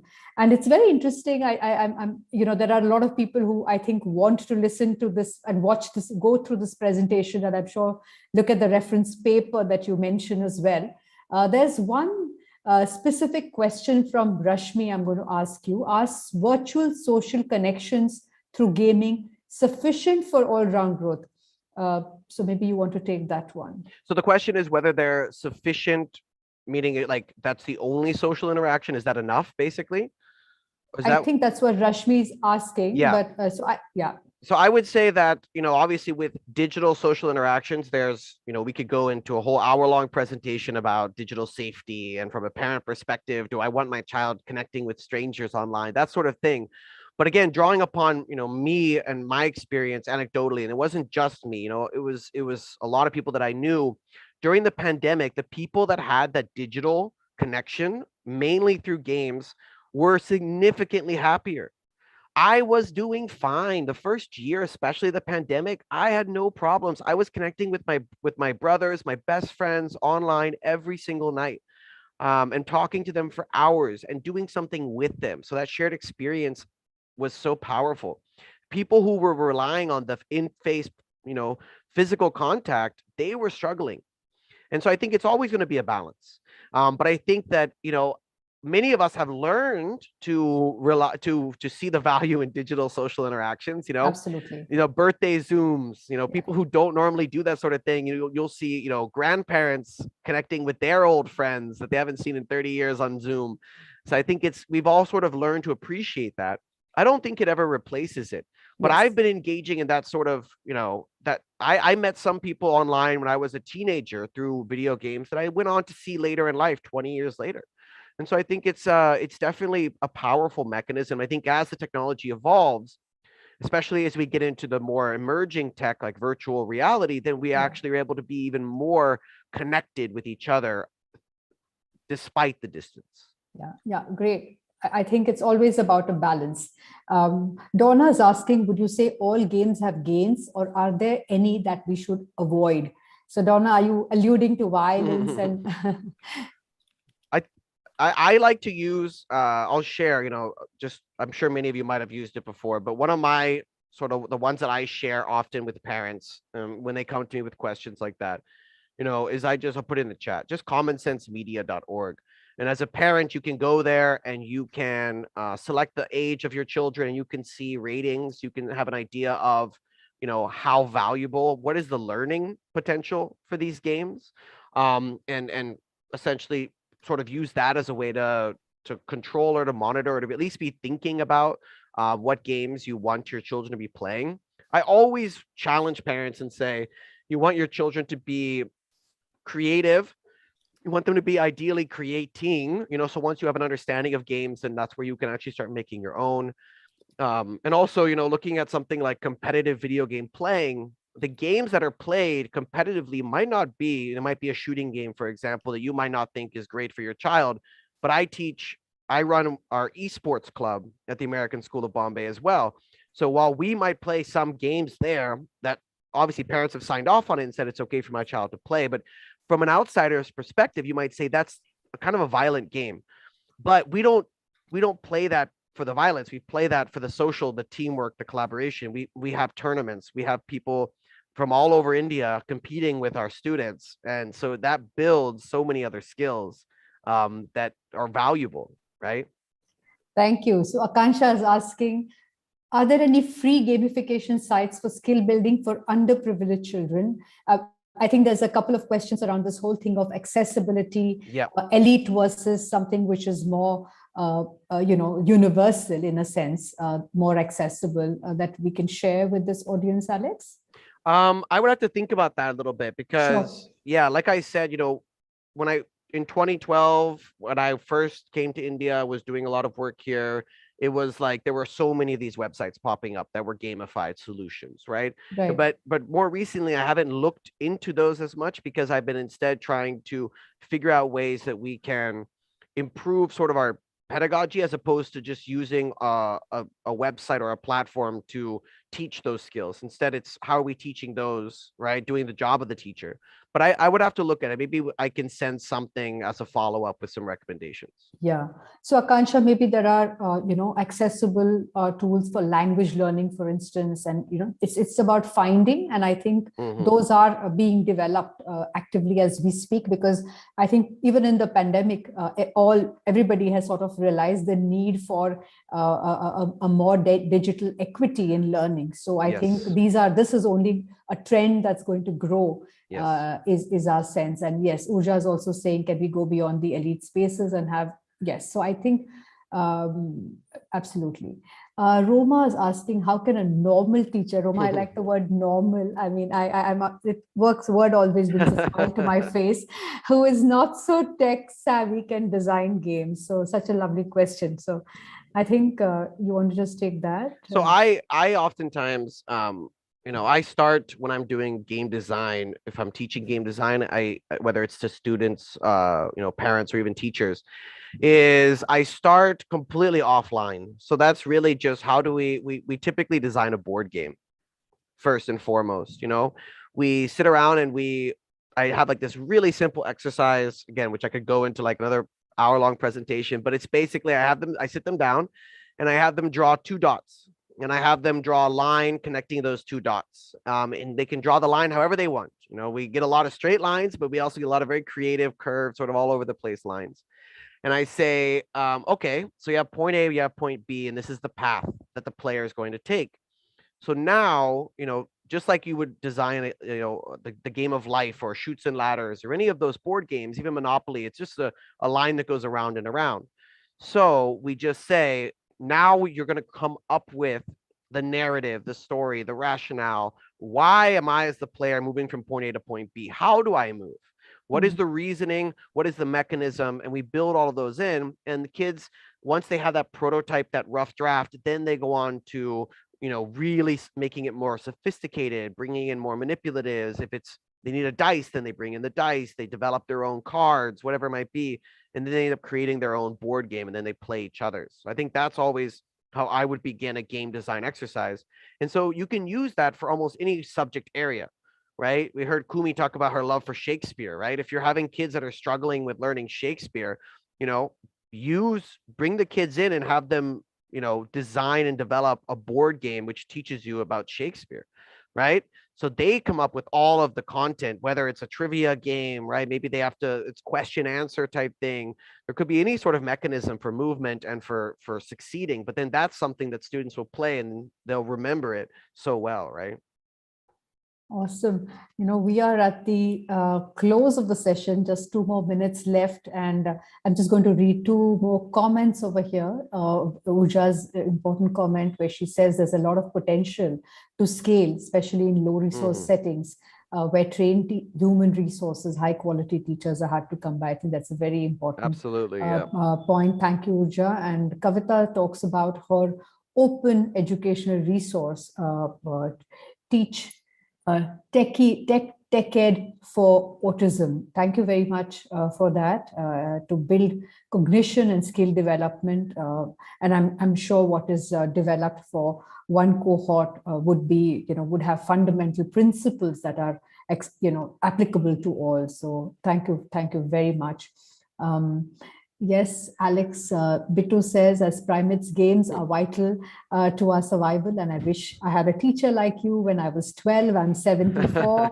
So thank you for that. That's high praise. And thank you so much. Yeah. Yes, coming from Bittu Segal, the man himself. Thank you so much. Kusum says, I too make my own games and teach children through them. Yes, I'm thinking about my son when he was at class 3, who would enjoy making games, which was virtual cricket games. He's a lawyer now. It's a pity he didn't get into game design.